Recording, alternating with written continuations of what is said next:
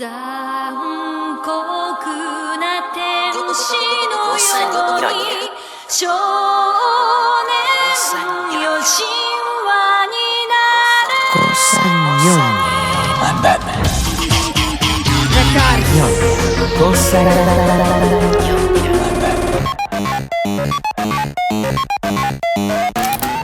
Dodge this. Guardianes del universo.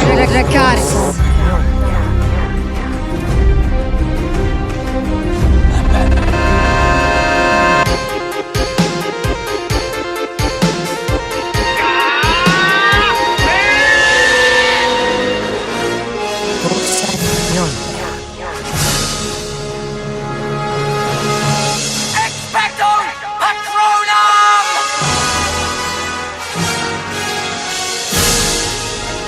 Get away from her, you bitch!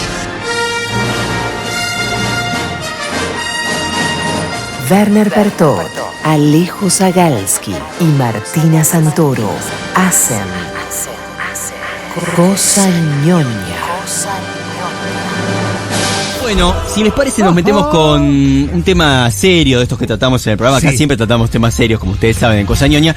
Porque estuve leyendo una entrevista que me recomendó Andrés Valenzuela. En un rato lo vamos a tener al aire en un ratito.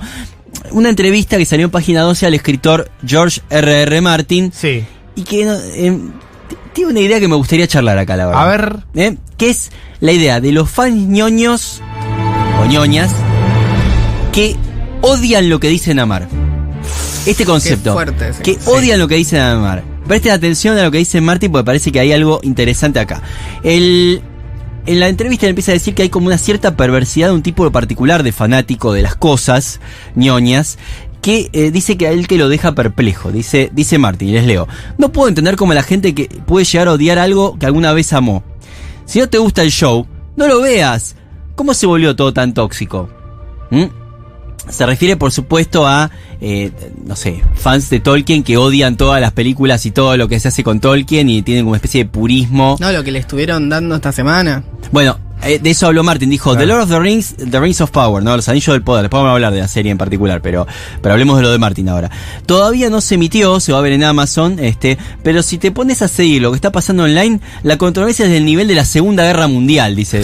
Le están tirando bombas atómicas unos a otros. Dice como que no entienden. Y además. Esta cosa de se desviaron del material original, ¿cómo puede ser? Pero además, con los trailers, porque si me decís que la viste y no te gustó, bueno, es una yo creo opinión. que se puede criticar algo. Ahora, acá ni siquiera la viste, es tipo, esto va a estar mal porque esto y aquello. Pero ojo, diferenciamos, porque yo no hablo de, no sé, qué sé yo, hicimos el podcast de Obi-Wan Kenobi y criticábamos ciertas cosas del guión. Eso tiene que ver con, no sé, un análisis de lo que pasa en el guión, de qué cosas te cerraron, de cosas te parecieron inconsistentes. Yo hablo acá del rechazo en bloque, digamos, ¿no? O mejor dicho, Martin habla acá del rechazo en bloque y lo queremos traer acá para charlarlo, debatirlo.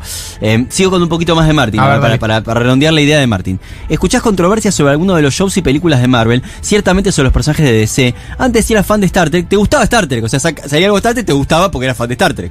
Ahora parece que la mitad de la gente que se llama a sí misma fan de Star Trek odia Star Trek. Y los fans de Star Wars odian de Star Wars. Y los fans de Tolkien odian los Anillos del Poder.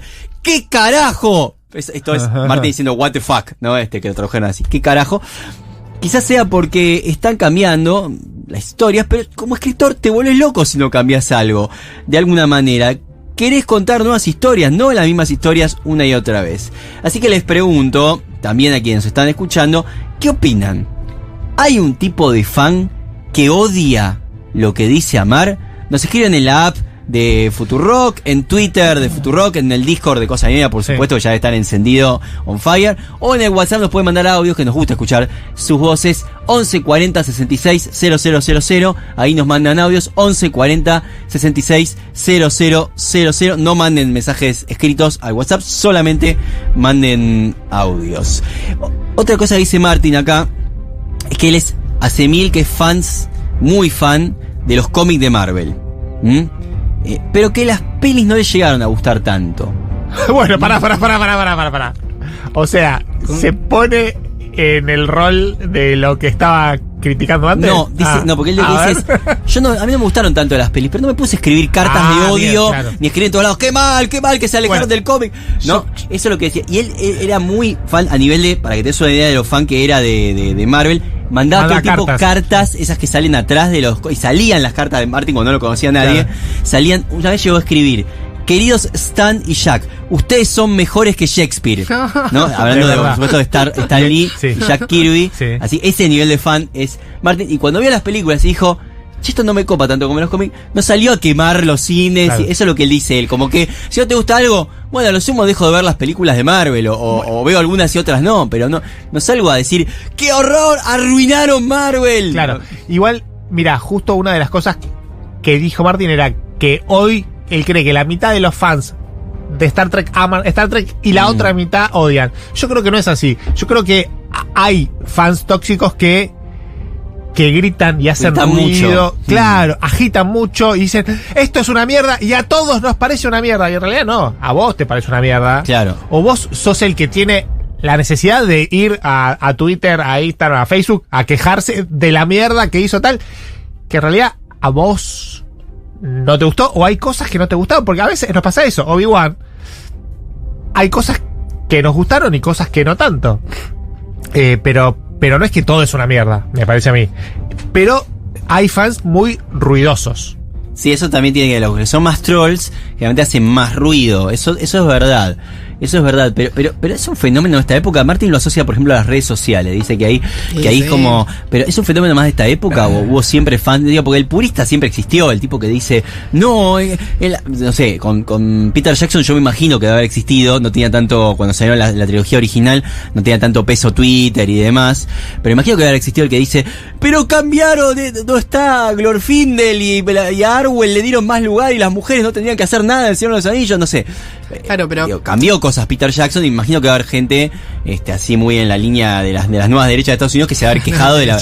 Y es que sí, porque por ejemplo, una de las cosas que hizo Peter Jackson es darle más protagonismo a las mujeres, que tenían 0 en los libros de Tolkien. O sea, sí, no sé, como que a veces me pongo a pensar, dentro de todo, ahí por lo menos fuiste al cine o viste como el contraste, ¿no? Es decir, bueno, el libro era así, cómo la adaptaron, en qué cambiaron, qué eligieron dejar, que eligieron cambiar.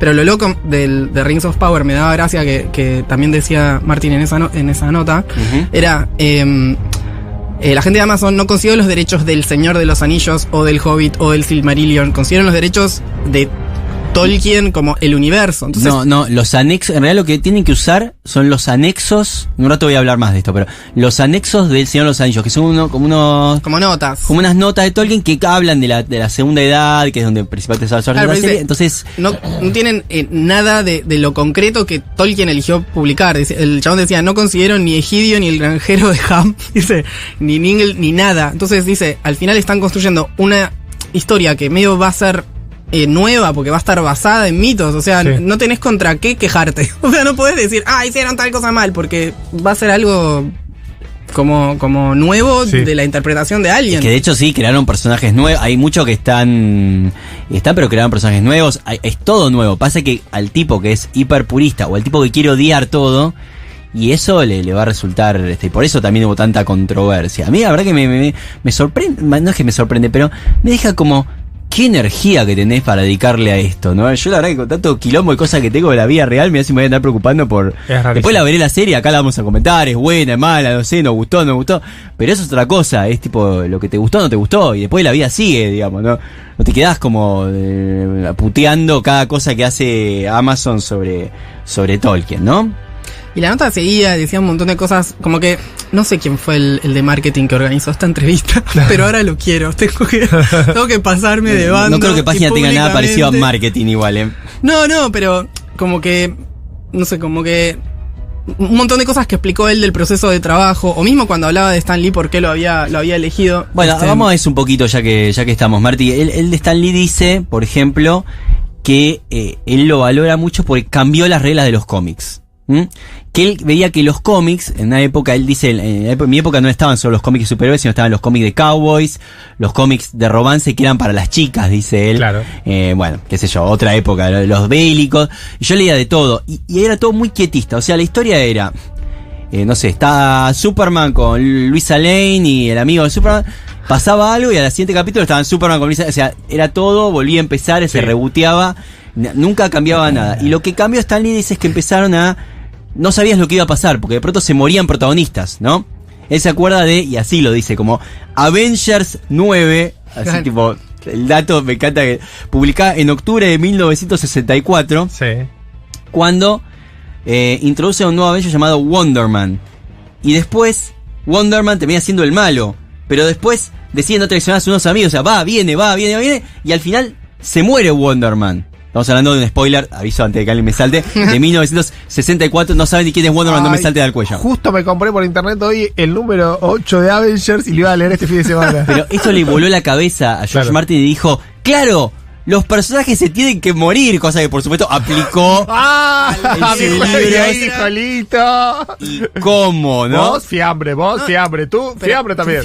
Pero sobre todo esto que decía, pero son muertes significativas. Claro. O sea, el chabón dice, que es lo que me pasó a mí. Yo estaba frente a la tele, gritando, ¿entendés? Enojada, o sea, me provocaban emociones. O sea, realmente esos personajes a mí me importaban, ¿no? Como que él, me parece que lo que tenía de lindo que tomó es eso, que no eran muertes como triviales, ¿no? Eso es lo que dice, que muchas veces se trivializa las muertes. Claro. Estamos yendo a otra cosa en la entrevista, pero también está buena para charlarla. Él decía, como que se trivializa, como que si fuera un videojuego, pum, bajaste un tipo. Dice, no, yo quiero que si hay una muerte de un personaje, que la muerte la sienta el lector. Como dice, por ejemplo, la Red Wedding, la boda roja.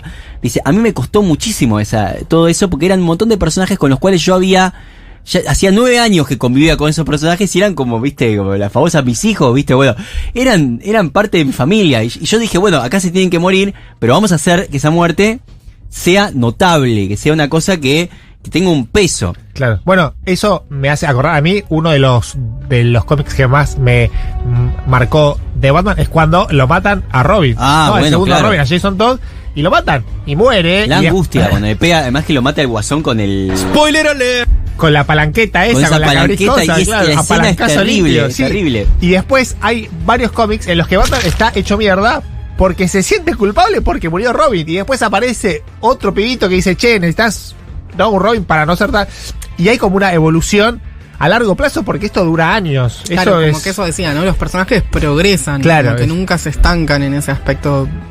Para quienes no lo ubiquen, estamos hablando de un cómic que se llama Una muerte en la familia. Si lo quieren buscar y así aplastando la cabeza a Robin con la palanqueta. Igual creo que al final no lo mata con la palanqueta, creo que le ata una bomba. Es peor todavía, como varias etapas. No, después explota y él salta y cubre a la madre para que no muera. En etapas, Robin. Ay, qué horror. Sí. Y hay una imagen que está Batman con el cuerpo sin vida de Robin, de Jason Todd y decís, loco, se le murió ahí. Ahora, Martin, defendiéndose de su reputación de alegre asesino de personajes, dice, sádico, que nos caga la vida todo el tiempo. ¿Te gusta este personaje? ¿Te gusta de verdad? Mirá cómo le corto la cabeza en el primer libro. Bueno, dice, loco, no es tan así. Star Wars mató mucho más personajes que yo. Es un caradura. Pero ¿cómo? ¿Qué personaje de Star Wars se muere? ¿No se muere Leia? No. Cuando vuelan al Alderaan, mueren billones de personas. Esa es mucho más gente que la que muere en todo Game of Thrones. Es verdad. Es su caradura. No, pero tiene razón. O sea, posta que me repasé Tiene razón, levando, tiene razón. Me di vuelta como un panqueque después de esta entrevista. ¿Sos Sí, George R.R. Martinista ahora? Martina es martinista, por supuesto. Sí, de verdad. No, me posta que encontré otra manera de verlo a este caballero. Ahora lo voy a esperar 50 años más si hace falta. No. Te convenció, Primero, ¿viste? Porque toda esta entrevista era para convencerlo que le dejáramos romper las bolas con los libros Exacto, que tienen que hacer. Yo creo que está mal, sí, odiar las obras, pero está bien odiar a la gente que en vez de dar entrevistas tendría que estar tipo tiqui con la máquina de escribir, escribiendo los libros que falta. Dale, Martín. No, pero el chabón dice, como en un momento, dice, a mí me gusta que soy como una especie de jardinero. Dice, no soy como un El chamullo que tiró. arquitecto que Él va planea. regando y crecen las cosas. No sabe cómo va a terminar la saga. Es un porque va a bachero. Florece frente a sus ojos, decía él, ¿entendés? Como que él no posta el genio que de marketing que articuló todo esto, lo logró. Que le tire compost un poquito a ver si florece más. Porque Estuvo muy bien. Bueno, y una última de la entrevista que sí está bueno contar. Viste que hay toda una pica, nosotros la escenificamos en este programa hace un tiempito, entre House of the Dragon y Los Anillos del Poder.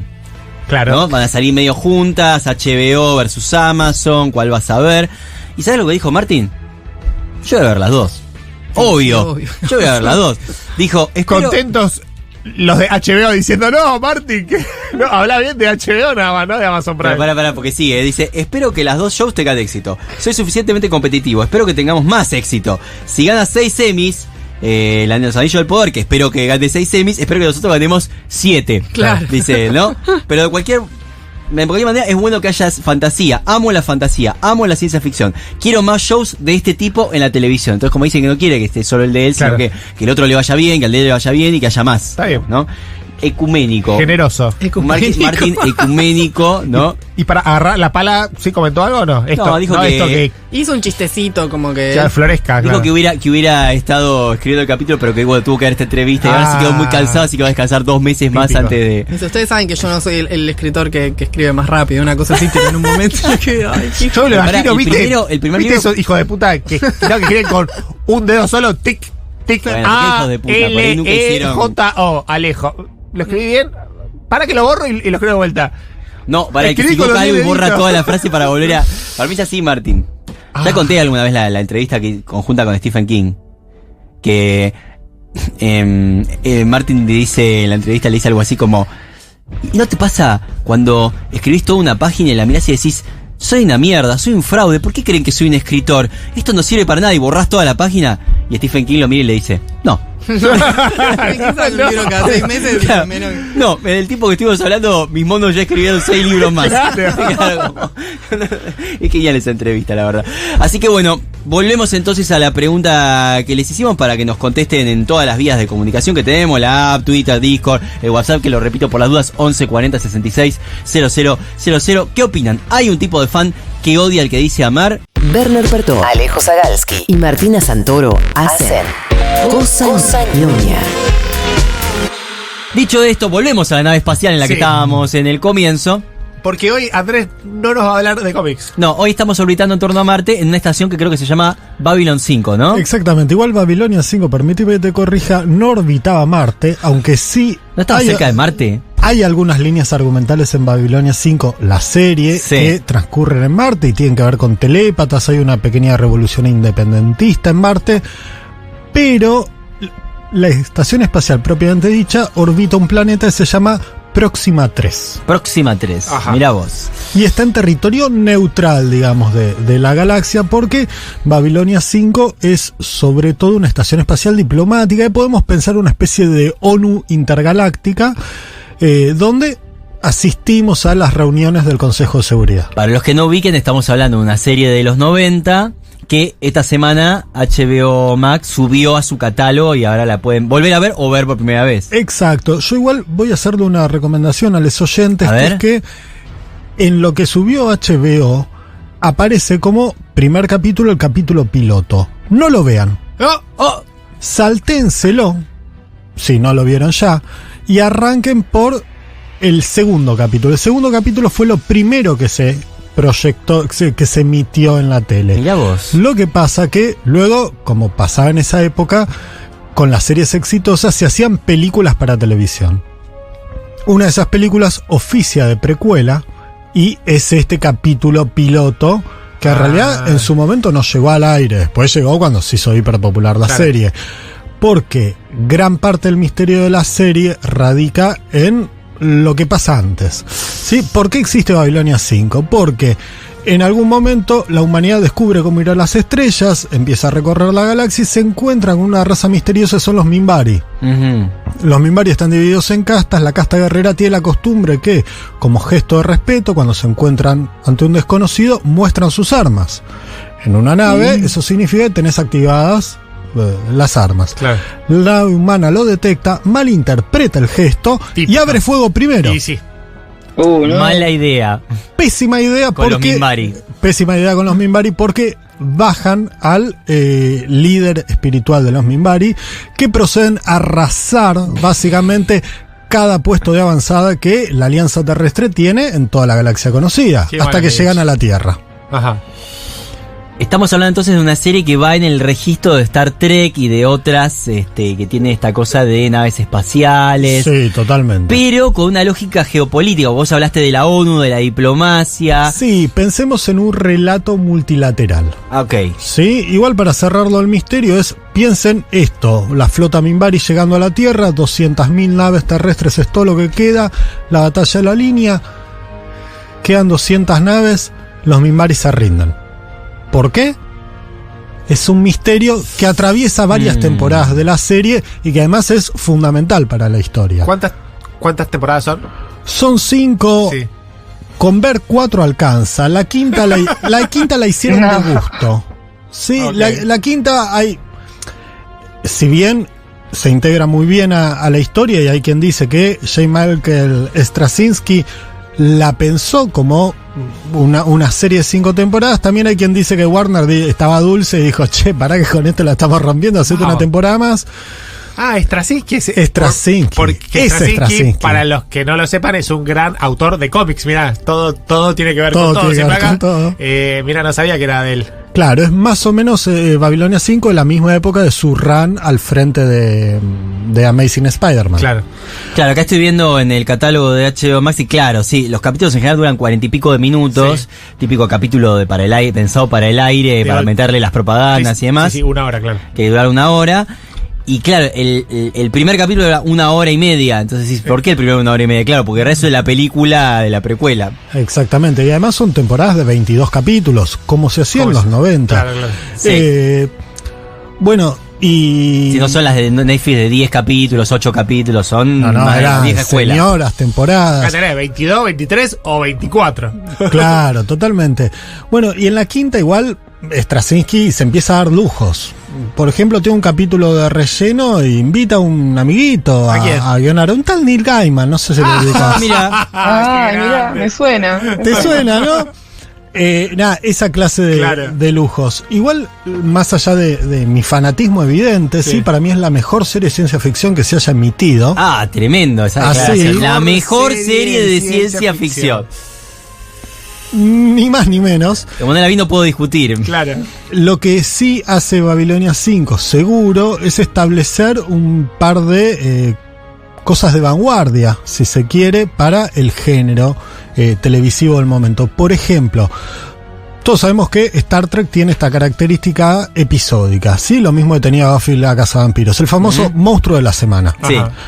Babilonia 5 aparenta tener eso la primera temporada. Para cuando termina, ya es evidente que todo eso estaba conectado y que vos todavía no sabes cómo. Ajá. Y a partir de la segunda son arcos argumentales de 24 capítulos. Wow.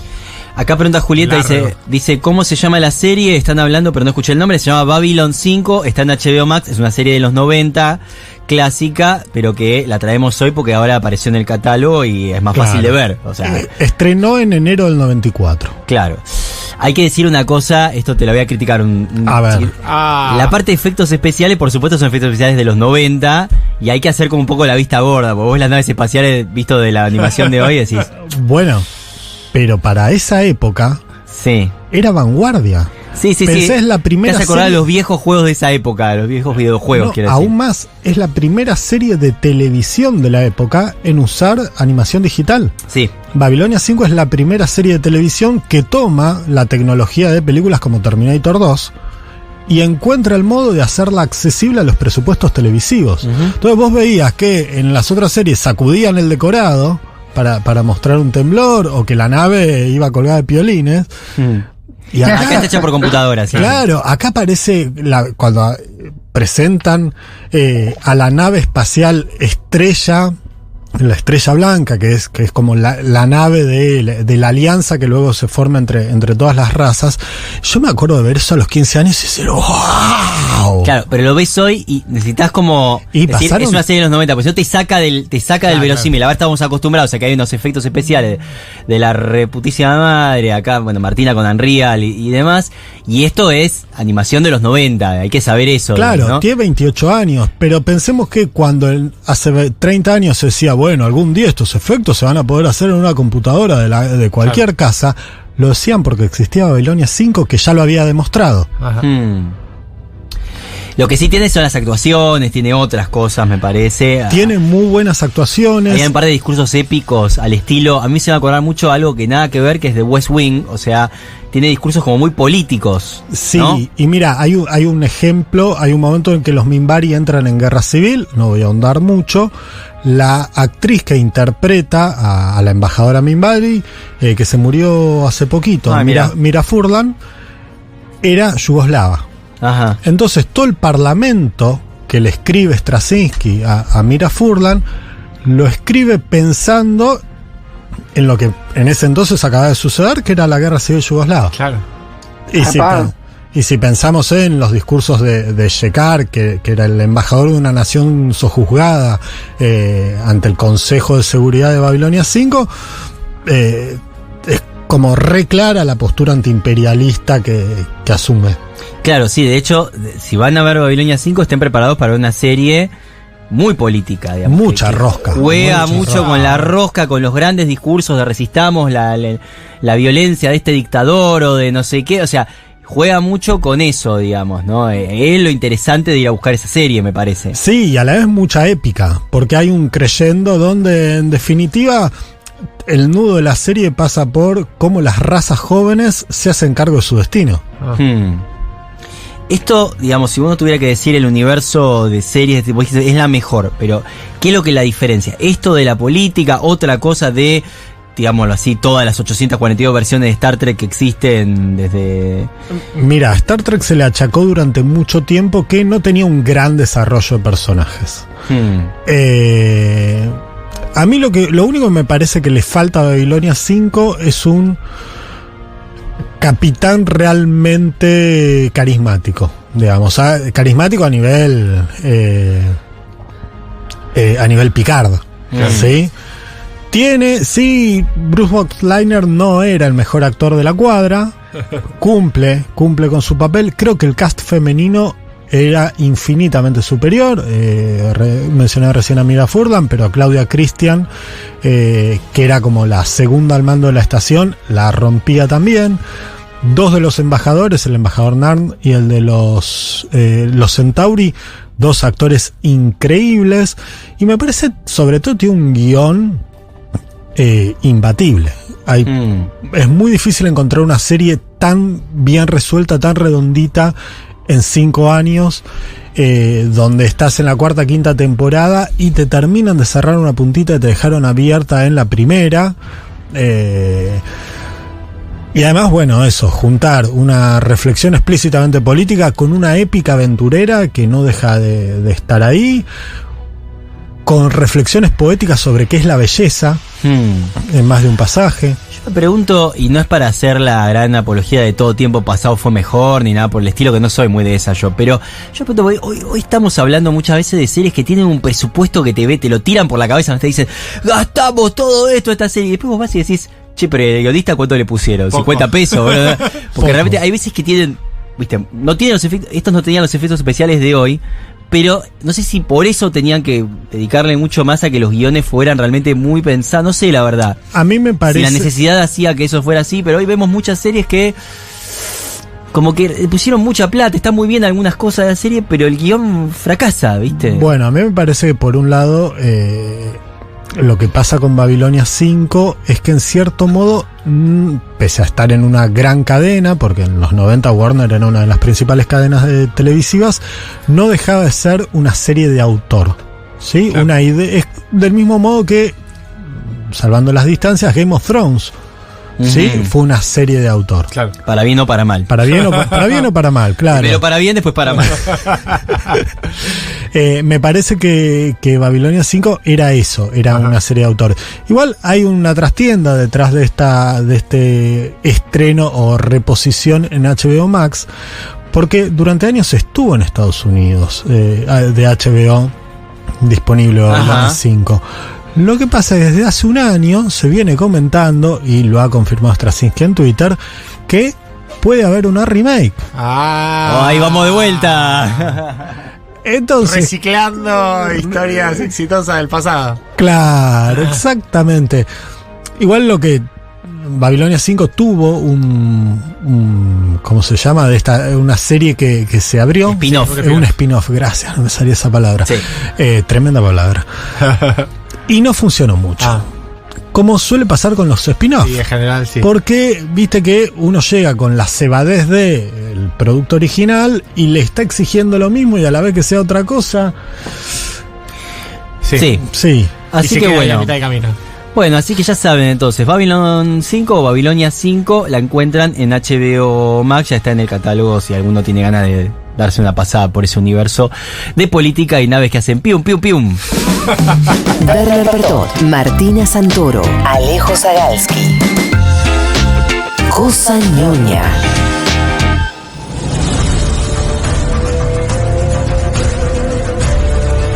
Atención porque están volando dragones por arriba del estudio de Futurock porque vuelve la literatura fantástica a este programa. Yo hace un tiempo les hablé de Liliana Bodoc y la saga de los confines, es decir, 3 novelas que abordan, digámoslo rápidamente, la conquista de América desde la literatura fantástica a lo Úrsula K. Le Guin, a lo Tolkien, podríamos decir, para ubicarlos rápidamente quienes no hayan escuchado mis columnas previas sobre esta autora.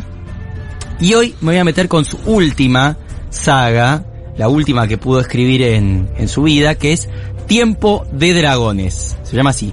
Tiempo de Dragones, que además tiene una ilustración de Ciruelo, que hace dragones. El rey de los dragones. El rey de los dragones, claro, en la tapa de su primer libro, que es una saga que ella dejó inconclusa, porque lamentablemente Liliana Bodoc falleció en 2018. Tiempo de Dragones vuelve a recuperar un universo fantástico. Ojo, no es el mismo que Confines, o sea, no es que está siguiendo... Arma otro universo. No tiene nada que ver, aparte el de los confines está inspirado como en la cosmovisión de los pueblos originarios. Este ¿no? igual Como recupera viene... cosas, no es que, ¿En serio? pero no es el mismo mundo. Se reconoce en este mundo también América Latina, se reconoce, si buscas el mapita lejos en la primera página te vas a dar cuenta, se reconoce Europa, pero en una época distinta a la saga original. La saga original era el tiempo previo a la conquista y el intento de conquistar América por parte de los siderecios, que eran los españoles, ¿no? Y en este la conquista ya ocurrió. Y estamos en una época, si se quiere, colonial del virreinato.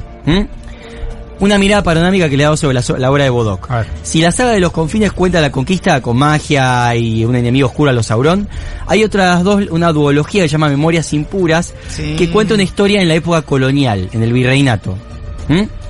Y mi impresión, esta es mi lectura, es que Tiempo de Dragones nos está contando las guerras de la independencia. Es decir, el momento en el que los pueblos de América dicen ya está, no más España, no más obviamente no se llaman España, no se llaman América, y no está contado así, está contado a través de una historia fantástica y mitológica. En esta historia fantástica, resumo y cuento rápidamente, hay una casa como la de lo que he mostrado, una casa que se llama los Draktewa, que en su afán de conquistar el viejo mundo y de conquistar el mundo de ser posible, rompen un pacto que existía, que es que no tenía que haber peleas entre los humanos y los dragones. Entonces, pero es el ABC. Sí. Si te peleas con los dragones, está todo mal, sí. Claro. Además de conquistar territorios y pelear con otras facciones, ataca a los dragones con el objetivo de capturarlos, torturarlos, amaestrarlos y convertirlos en armas de guerra. Los dragones no son animales, son criaturas inteligentes en este mundo, que mucho no les copa que los trates de convertir en una especie de caballo alado y que tira fuego, claro. Entonces aparece un personaje hermoso que es la gran dragona blanca, o Hosewin, ¿no? Que es esta que aparece en la tapa, ¿sí? Que hace un ataque, libera a la mayoría de los dragones y hacen algo que no les voy a contar, que es que hace que desaparezcan todos los dragones. De pronto no los encuentran más, lo van a buscar, y los dragones... No están mal los dragones. Todo esto ocurre en Terentigani, que es básicamente Europa, es el continente viejo, pero mientras tanto hay una conquista de Merek, que es América Latina, ¿sí? Donde las colonias prosperan con un gobierno que es una unión, en un matrimonio entre las dos casas enemigas, que eran enemigas en Europa y que hacen un matrimonio por conveniencia para como terminar con la guerra en el nuevo continente. Por un hecho que van a descubrir en los libros, el continente que sería América queda aislado de Europa, y ¿eso significa que es el momento de independizarse? ¿O qué hay que hacer? ¿O hay que esperar a ver si vuelven la colonia a ser colonia, ¿no? Bueno, esta es entonces la historia que va a tratar de contar, insisto, con un montón de elementos más, colonias, villanos, por supuesto muy crueles al estilo de los que sabe hacer Bodok, dragones, todo lo que le gusta a Les Guaches.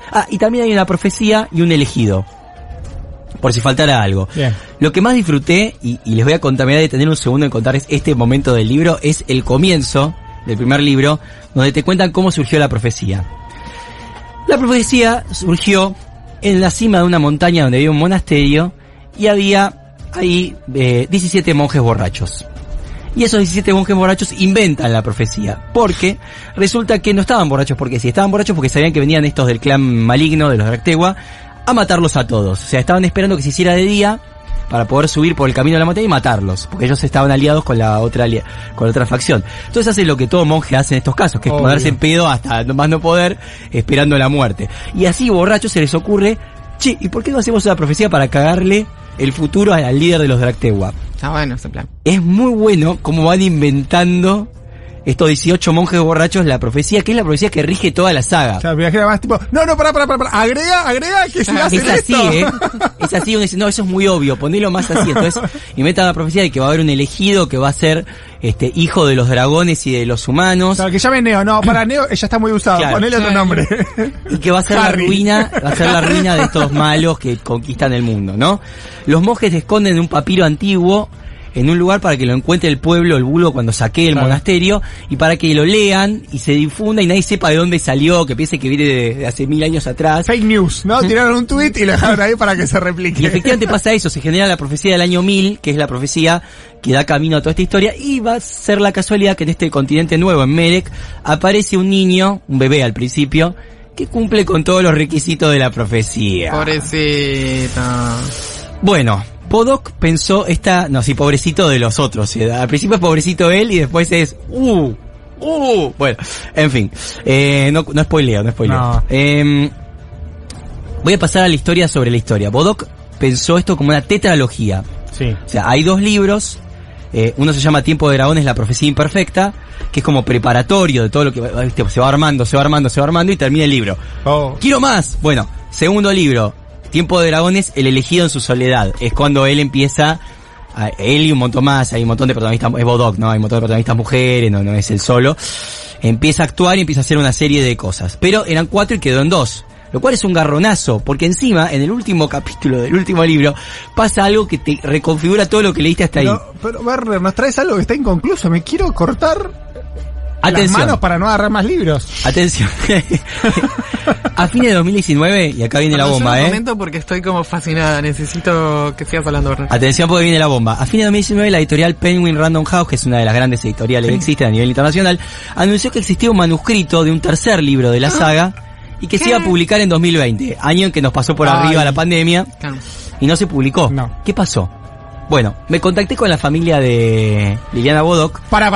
Werner Pertot hizo periodismo y no Sí. cuando hace la cosa política, que ahí sí hace periodismo. Claro, para la cosa cualquiera. ñoña. Acá también hice periodismo, loco. Por eso. ¿Hizo investigación de verdad? Esta vez hizo periodismo ñoño. Periodismo ñoño, exactamente. Bueno, averigüé que en 2020 y en 2021, 2 de los hijos de Liliana Bodok, Galileo y Romina, estuvieron trabajando sobre este manuscrito para darle un final a la saga. Le escribieron una suerte de epílogo largo. Los hijos, les hijes, ¿no? En lugar de 4 libros van a ser 3, va a ser una trilogía, por lo que ellos sabían cómo iba a terminar, entonces adelantaron la historia y la cerraron en el tercer libro. En vez de ser más larga la historia, la cerraron antes. Como cuando miras la serie en 1.25, 1.50, Claro. bueno, Ahora, se da un poquito. lo que me contaron es que el libro que se viene tiene el tamaño de estos 2 juntos, o Claro, sea, y sí, que en realidad es medio que sí son 4 libros, sí son 4 libros.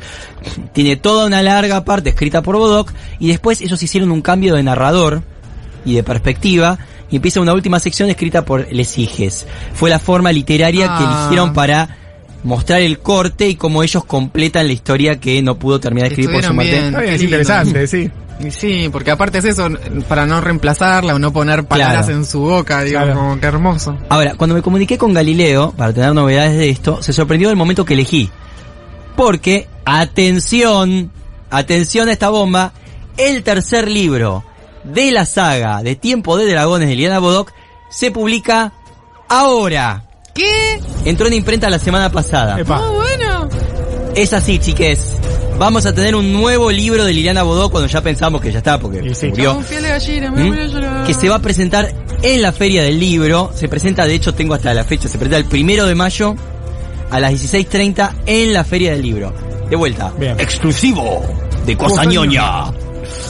Así que ya saben, si quieren ir agarrando la saga, estará tiempo para llegar al 1 de mayo. Además, estos 2 libros se los ve finitos. 300 páginas. Se leen rápido. Sí. Aparte la manera ella que tiene de escribir es muy que te va llevando. O sea, te lleva, es sí, hermoso.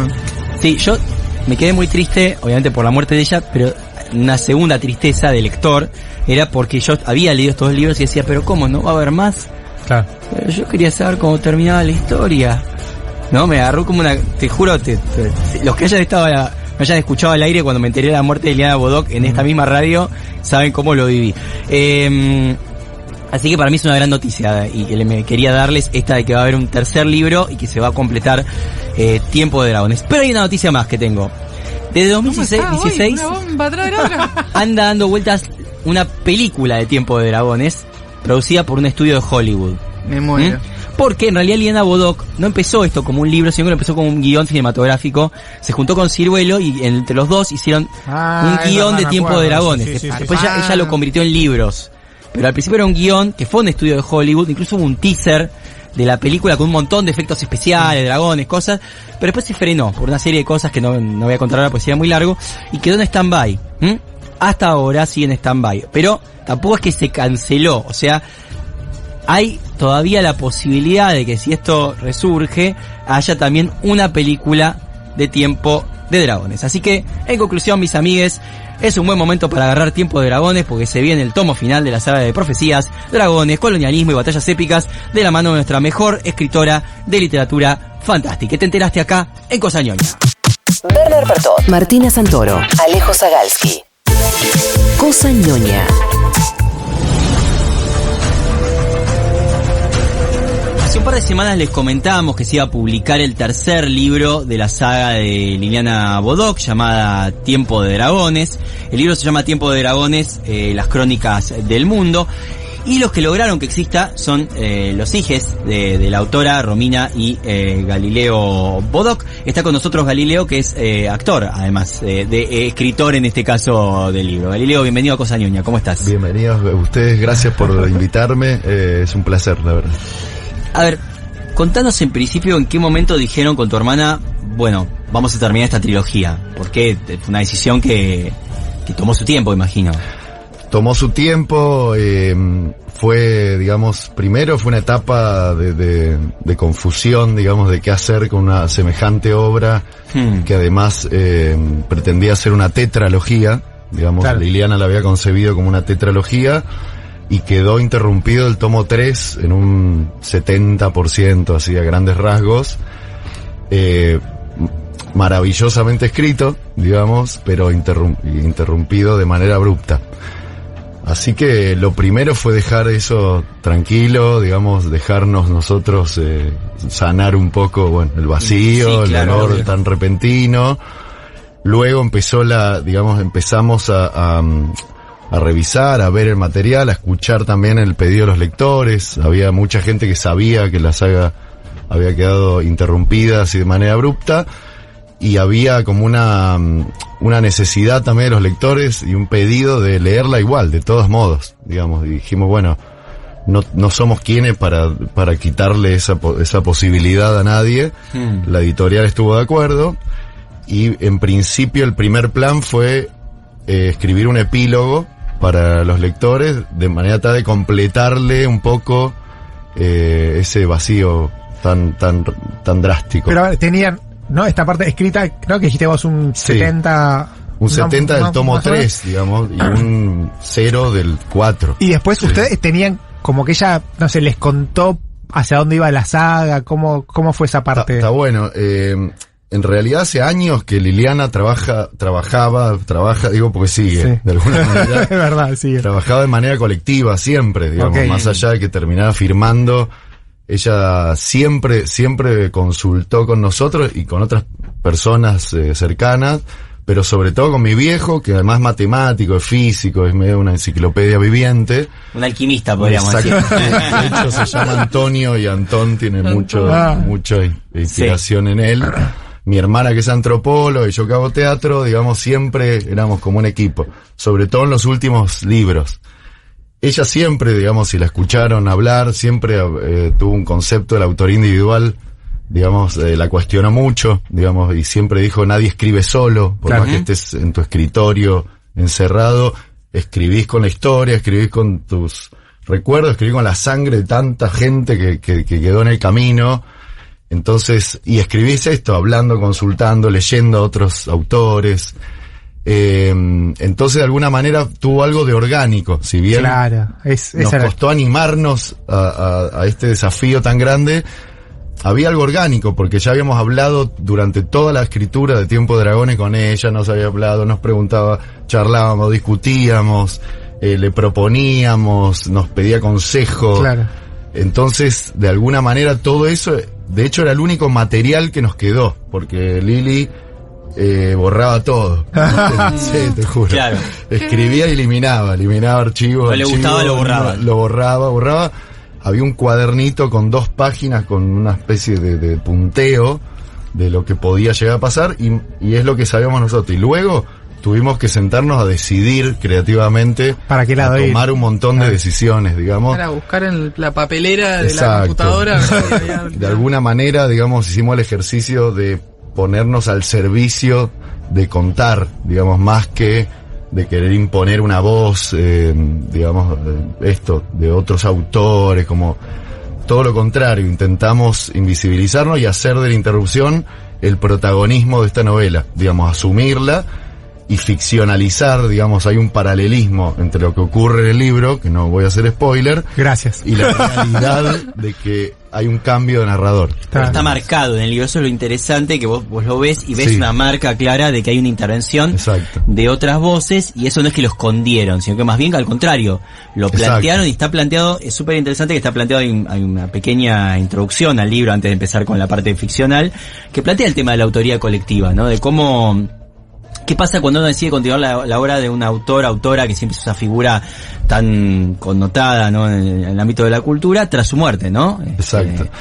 Sí, realmente, bueno, esto les contaba. Primero quisimos hacer un epílogo explicando, luego nos sentamos a investigar toda la saga, trazamos todas las líneas de los personajes, del tiempo. Encima, como los que vienen leyendo la saga sabrán que hay una cuestión con el tiempo, digamos, hay viajes temporales. Pero no contemos mucho. No, eso se sabe de antes, pero hay una cuestión con el tiempo que complejiza, digamos, la trama, la línea de los personajes. O sea, ya de entrada, si agarraron el primer libro, saben que por lo menos está fechado y que va saltando en distintos, entre continentes. Habíamos hablado antes de algo que parecía Europa y algo que parecía América.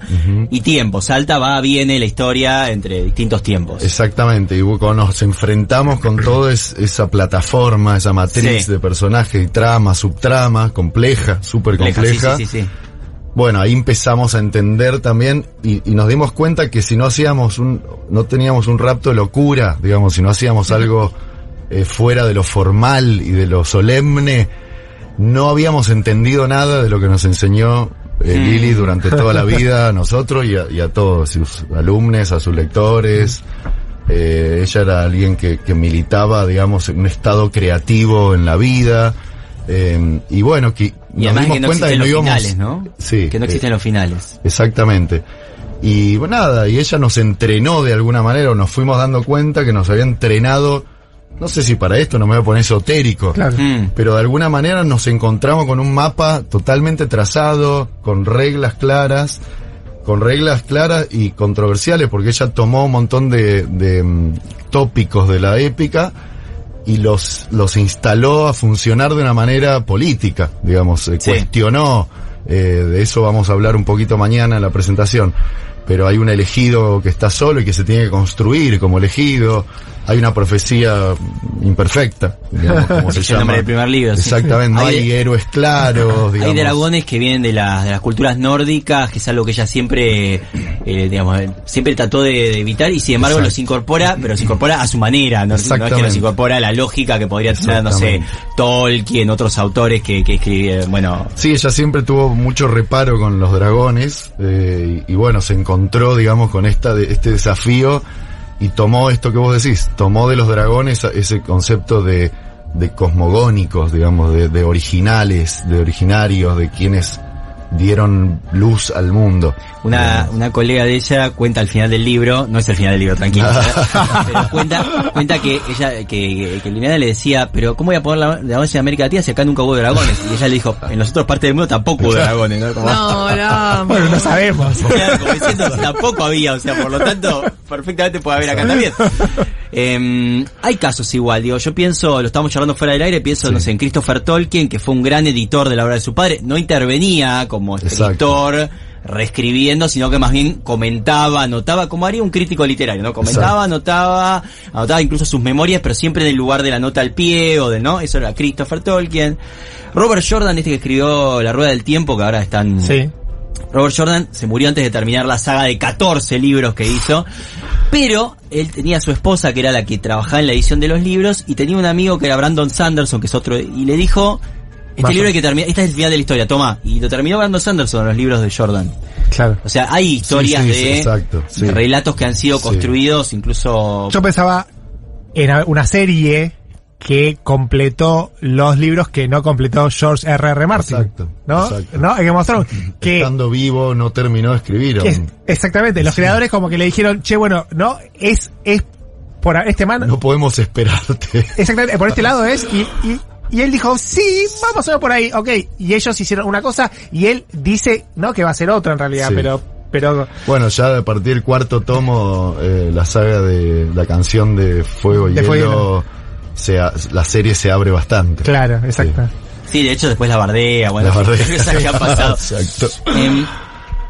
Sin spoilear mucho, pero lo metemos a los lectores, claro. A la audiencia un poco en ascuas con esto. ¿Cómo sigue la historia, lo que puedas comentar así en este tercer libro de estos personajes, el elegido, Veliria, que es o sea, recordemos, hay como una colonia y la jerarca de la colonia es Veliria, pero hay otro enemigo que es el jerarca. Bueno, ¿cómo sigue esa historia en este tercer libro? Para quienes estén escuchando y quieran saber un poquito, algo. No, está muy bien.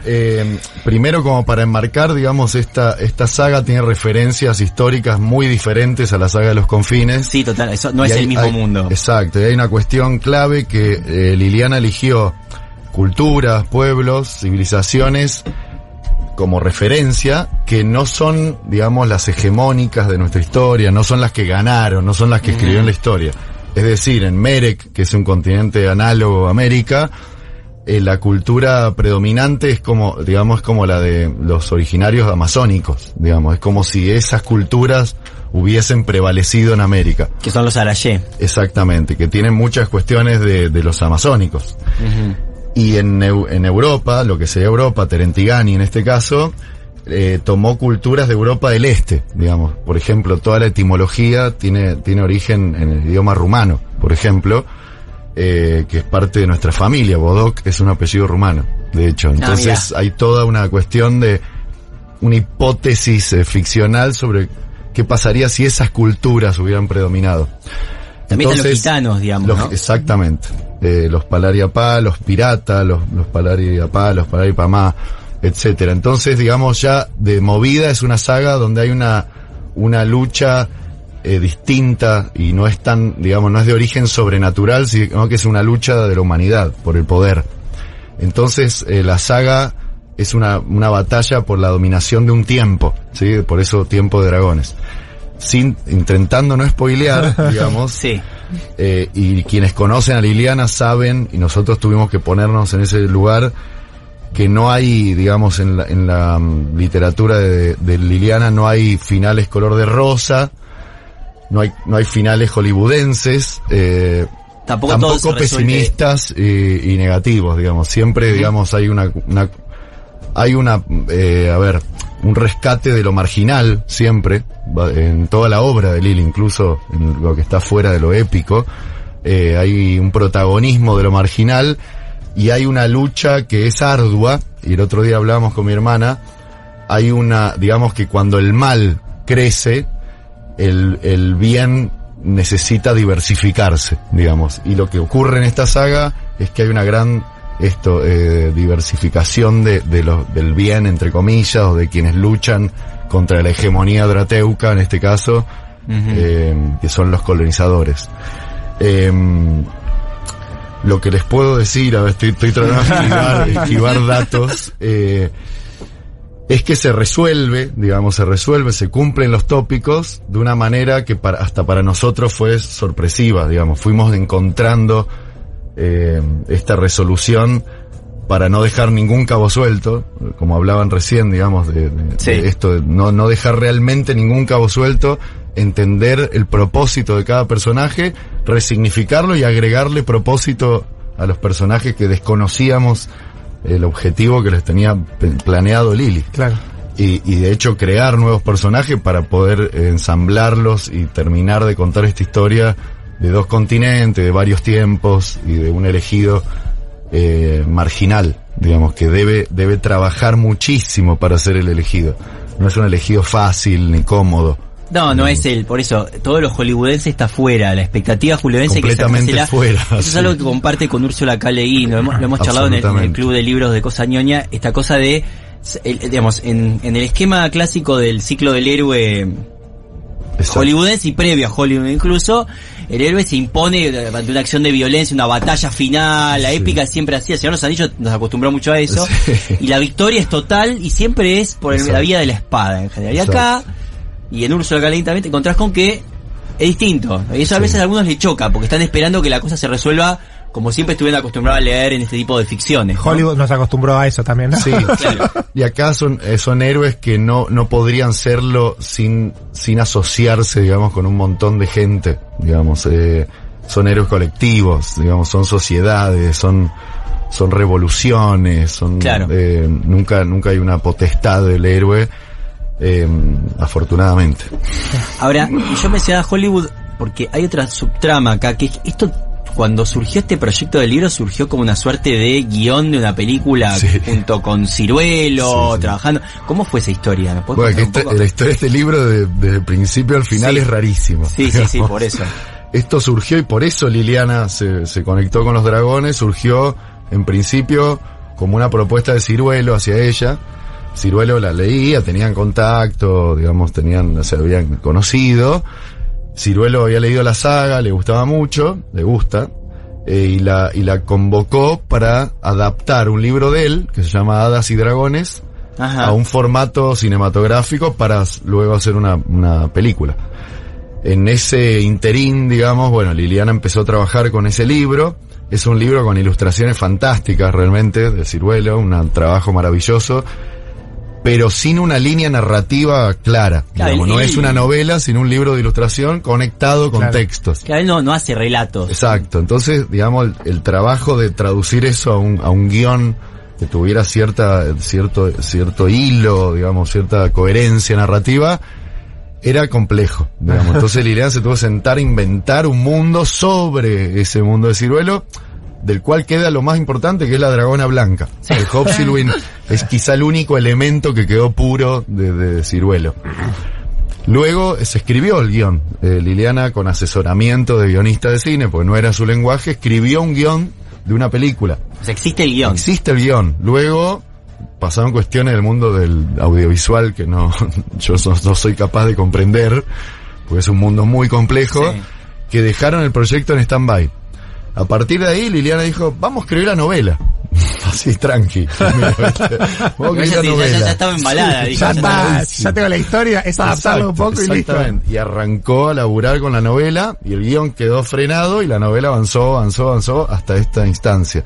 Luego Ciruelo un poco se abrió, en buenos términos, pero se abrió y dijo, bueno, esto es de usted, Liliana, claro, esto es tuyo, yo no tengo nada que hacer. Ya la película no se va a hacer, o por ahora no se va a hacer. Exactamente, así que de alguna manera Ciruelo dejó su presencia en este proyecto. Bueno, ojo, ahora que se cierra esto como una trilogía, quizás la película revive un poquito.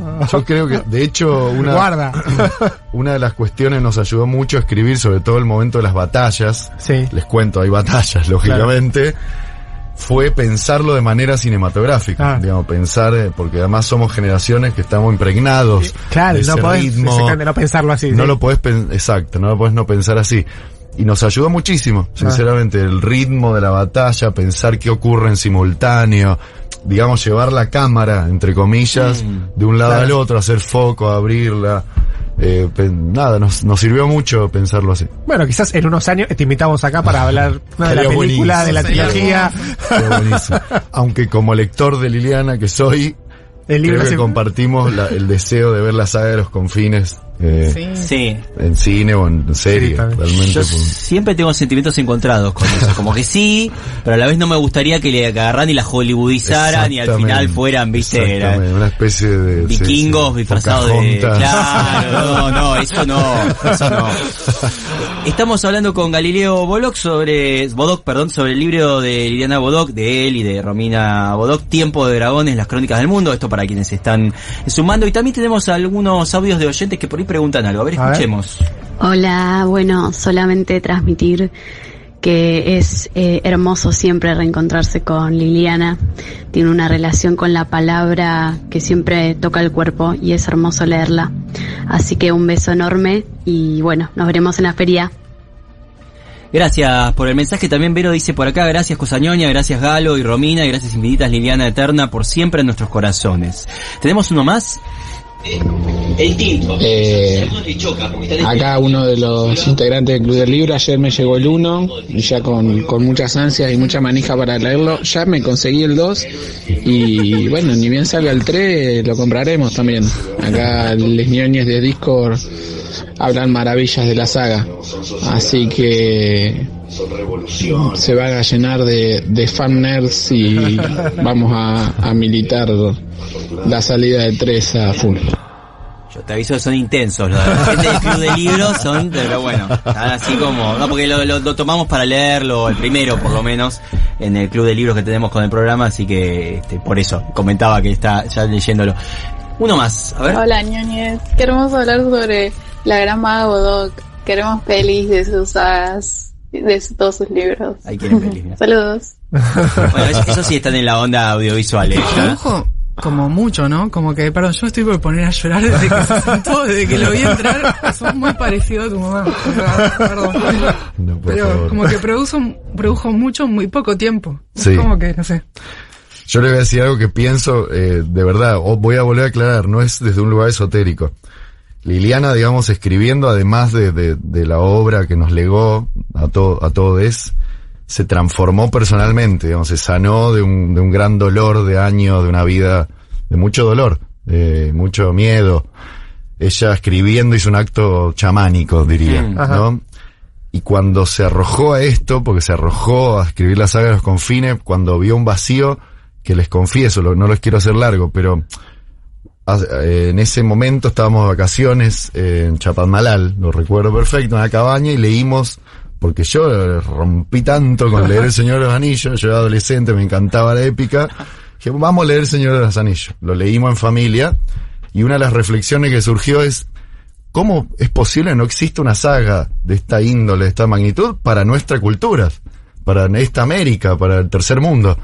Y cómo alguien debería haberla escrito, alguien debería escribirla a alguien, y ese pensamiento que se volvió, digamos, casi obsesivo en el buen sentido, la hizo sentarse en la compu a hacerlo ella casi como un servicio que alguien tenía que hacer. Falta esto, hay que hacerlo. Hay que hacerlo, exactamente. Y bueno, nosotros vimos transformar a mi vieja, sinceramente, la vimos transformarse. Y esto que vos decís es cierto, digamos, en 20 años produjo una obra gigantesca de más de 30 libros publicados, para primeros lectores, para adolescentes, para jóvenes, para adulto, universal, épica, libro ilustrado, realismo. Sin embargo, hay algo que atraviesa toda su obra, lo que decía antes, que es esto, es el rescate de la marginalidad. De la injusticia. ¿No? Exactamente, la batalla por la injusticia, las micro injusticias y las macro. Y hay una cuestión épica siempre, aunque sea un librito para chicos, hay una cuestión del bien y el mal, digamos, que ella la atravesaba, y del amor y el poder, y de la muerte como una presencia que nos hace hacer todo lo que necesitamos hacer. Y ella fue un ejemplo, es como, esto quería decir antes, es como si hubiera sabido que no tenía mucho tiempo. Porque vivió de una manera impecable, digamos, como artista, como madre, como personaje público, político, tuvo una posición clarísima, siempre coherente y agradecidísima de sus lectores, de los docentes, de los bibliotecarios. Una militante del amor, no lo digo en sentido romántico, digamos, del amor por el prójimo, digamos, básicamente. También el amor como categoría política. Por supuesto, ante todo. Siguiendo lo que decía Martina, ella se sentaba a escribir una cantidad de horas por día. ¿Cómo era eso? O sea, o eran más bien etapas en las que tenía que terminar un libro y se sentaba con él. Era un personaje realmente único, una mujer que yo agradezco mucho haber sido testigo de su vida, digamos, más allá del lazo biológico. Ella era muy simple, siempre fue muy simple. Amaba estar en su casa, no le gustaba mucho la cosa de salir de gira, de la feria, de lo público, de firmar libros. Lo hacía con mucho amor cuando lo hacía. Pero ella amaba estar en su casa, tomar mate, limpiar su casa, digamos. Planchaba, cocinaba, y nunca dejó de hacerlo, ni aún en el momento de mayor exigencia, digamos, porque la cuestión pública empieza a exigirte y a demandarte. Ella se levantaba tempranísimo, cuando todavía era de noche, mientras todos dormían, se sentaba, se tomaba un mate y escribía unas 3 horas, 4 horas, y el resto del día no escribía más. Quería estar con su nieto, con su compañero, con mi papá. Ella vivía en un pueblito en San Luis, que es muy tranquilo, que no pasa nada, y esa era su mayor felicidad, digamos, y nunca perdió ese sueño. Para ella el mejor sueño era ser abuela, digamos, ser abuela y contarle historias a sus nietos, que no es fácil decirlo, pero a la vez nos consuela saber que les dejó una cantidad de historias a sus nietos enorme, y a tantos miles de nietos más, que eso nos alegra y nos alivia el corazón, más bien. Yo, de hecho, la parte que todavía me queda explorar de la obra de ella es más los cuentos para chicos, que los empecé a comprar ahora a mis hijas. Sí, que te juro, como lector te rompen la cabeza. Sí. Digamos, los lees y llorás, te emocionás, los cerrás.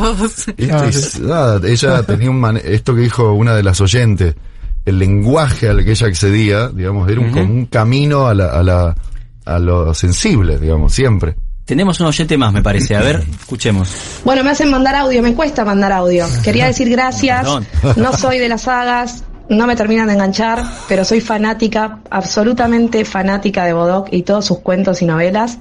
A mí me cambió absolutamente la vida y la llevo conmigo a todas partes y la extraño un montón. Gracias por esta nota y por haber terminado esta saga que para todos es un ciclo que estábamos esperando. Wow. Te quiero sacar un poco, estamos hablando de vuelta, por las dudas de que alguien se esté sumando, con Galileo Bodoc, sobre el libro de Liliana Bodoc, de él y de su hermana Romina Bodoc, Tiempo de Dragones, las crónicas del mundo, que completa una saga que había quedado inconclusa, que es la saga de Tiempo de Dragones.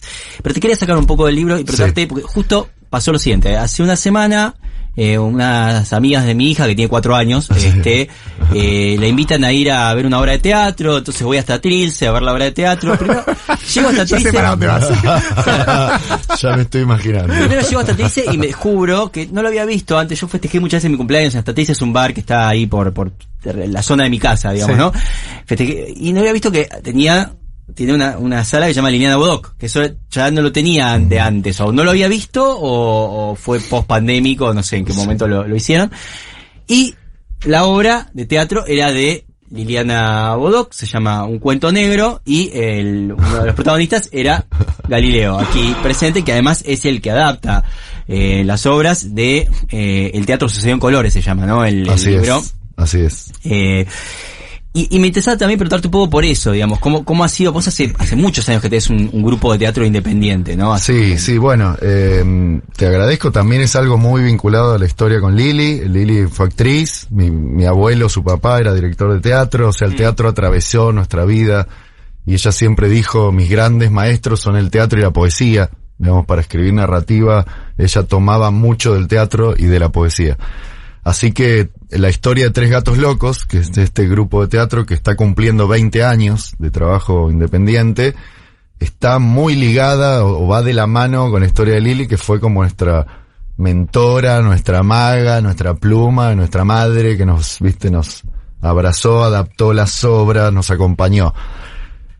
Cuando decidimos hacer la saga de los colores, esto sucedió en colores, empezamos con un cuento negro en el 2008. Este es el primero, mirá vos. Es la primera obra de esta saga, la más vieja. Cuento negro, pero no tanto. Pero no tanto, exactamente. Y es una obra que estrenamos en Ecuador, en Colombia, en el 2008, viajó por todo el continente y luego, bueno, sigue viva, digamos, seguimos haciéndola después de tantos años. Un cuento negro es el último cuento de la saga del libro Sucedió en Colores, que es para niños. Sin embargo, nosotros tomamos el texto y hacemos con eso, digamos, una reescritura que sea ATP, digamos, que pueda ver cualquier persona de cualquier franja etaria y que pueda entretenerse, divertirse, pensar, reírse de sí mismo y nada, vivir esa experiencia en vivo, en presente, que es el teatro. Luego de los años llegamos hasta Trilce, que se convirtió en una especie de trinchera cultural, digamos, en la que un lugar que amamos, que resistió la pandemia y que está ahí firme al pie del cañón, que es un bar, es un teatro. Y ahí durante algunos años hicimos los talleres de Lili. Lili daba talleres de literatura y los hacíamos en esa sala que hoy se llama Liliana Bodoc, que fue un poquito antes de la pandemia que la nombraron, Liliana Bodoc. En realidad nombraron las 3 salas con 3 nombres de mujeres. Y bueno, de alguna manera quedó impregnada, digamos, ese lugar quedó impregnado. Y luego incluso editamos una obra de teatro de Lili, ahí con la editorial de Trilce, que es Trilce Ediciones, que también está laburando muy bien y tiene un stand en la feria. Es una obra basada en Memorias Impuras, otra novela. Mira. Que también montamos en algún momento. Pero bueno, Tres Gatos Locos es un poco, nada, es mi sueño colectivo, somos una familia, un grupo, y seguimos, ahora estamos ensayando verde, tenemos negro, rojo, amarillo, próximamente verde. Para en completar. Septiembre, ¿no? Septiembre aproximadamente. Es una obra de teatro para, esto le cuento a los oyentes, que está hecha por 3 actores, pero parece que fueran 50 más o menos los que están en escena.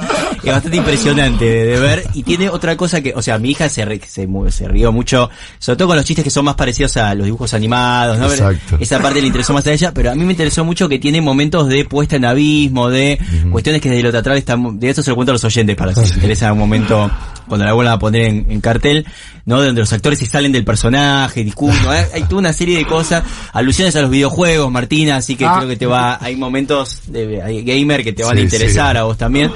Tiene de todo, la verdad es que por eso quería también traerlo a la entrevista de hoy, porque ya que nos inspiramos mucho en los dibujitos animados, ya que lo dijiste, son realmente una referencia rítmica para nosotros. Sí. Tenemos un par de audios más antes de terminar, a ver.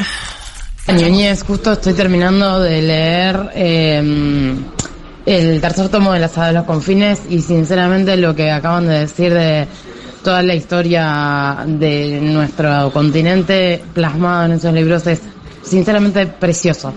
La verdad que una maravilla como escritora, Liliana.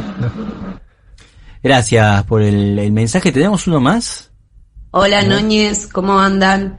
Bueno, la verdad que no conozco nada de Liliana Bodoc, sí, ni sus escritos, pero al escuchar al hijo y a escucharlos a ustedes, me dan muchas ganas de introducirme al mundo, ¿sí? Voy corriendo a la librería y muchas gracias por estos bellos momentos. Aprendo un montón con ustedes. Gracias, besos. Enseñándole te comenté yo, ¿no? Antes de que entres, que cuando hablábamos de tu vieja, siempre los oyentes estallan porque hay un fanatismo. Sí, yo creo que sembró mucho amor ella, ¿viste? Mucho, sí, le llena el alma además. Exactamente, a la gente. Eso es sí. Yo siempre digo que ella, quedó huérfana de muy pequeña y eso también es parte del dolor que hablaba, digamos, de su vida medio solitaria.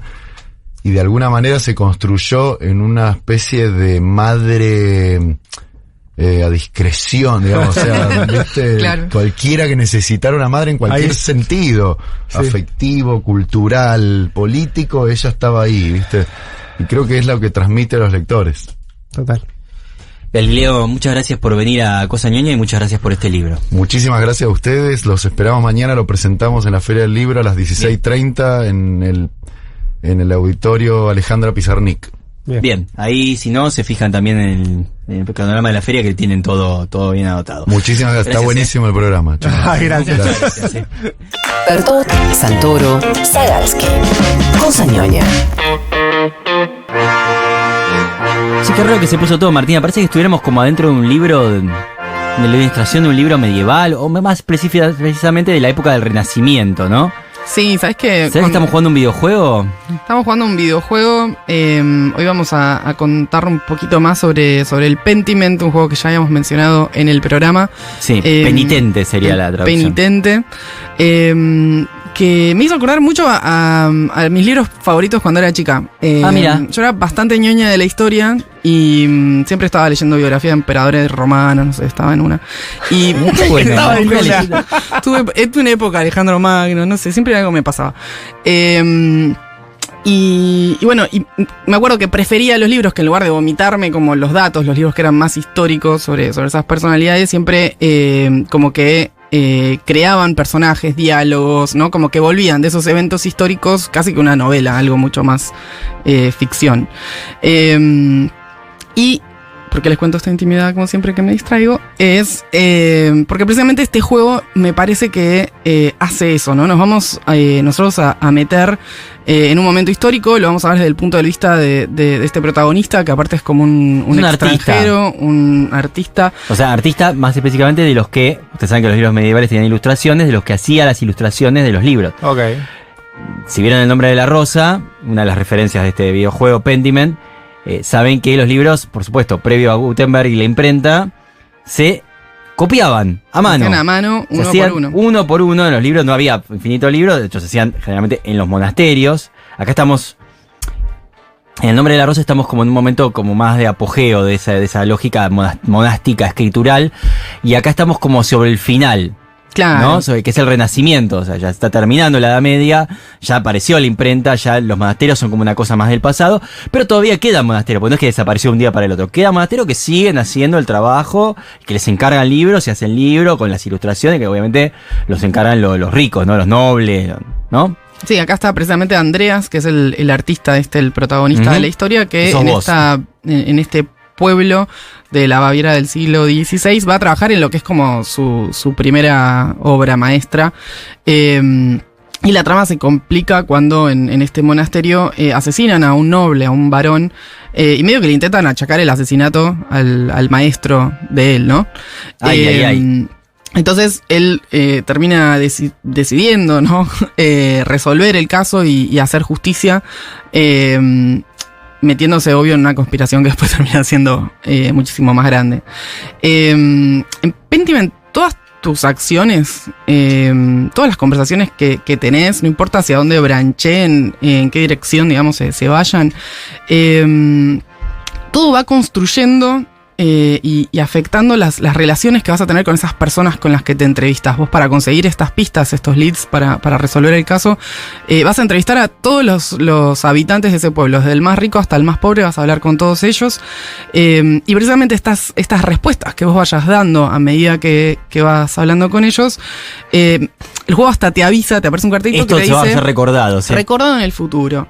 Y tal cual, ¿no? Si vos con alguien sos bueno en repetir oportunidades, de pronto en algún momento de peligro en el juego, esa persona, en lugar de abandonarte y dejarte, como que te ayuda. Sí, claro. Si estás a todo el mundo como el orto, también vas a cosechar tu siembra. Claro. Una cosa que amé de este juego es que estás como adentro de un libro. O sea, el juego está armado como que vos todo el tiempo, de hecho, cuando pasás de coso, pasás una página del libro y estás como en las ilustraciones de un libro medieval. Eso para mí es un hallazgo, o sea, como está contado me pareció genial, ¿no? Es una belleza, de hecho está inspirado en esos manuscritos, en estos grabados en madera, no me acuerdo cómo se llamaban esa técnica, y todo el tiempo de hecho podés estar haciendo hasta clic en referencias, ¿no? Hay palabras que de repente como que se señalan, se iluminan y el juego como que se achica, ¿no? Empezás a ver esa imagen dentro de una imagen como del libro más grande.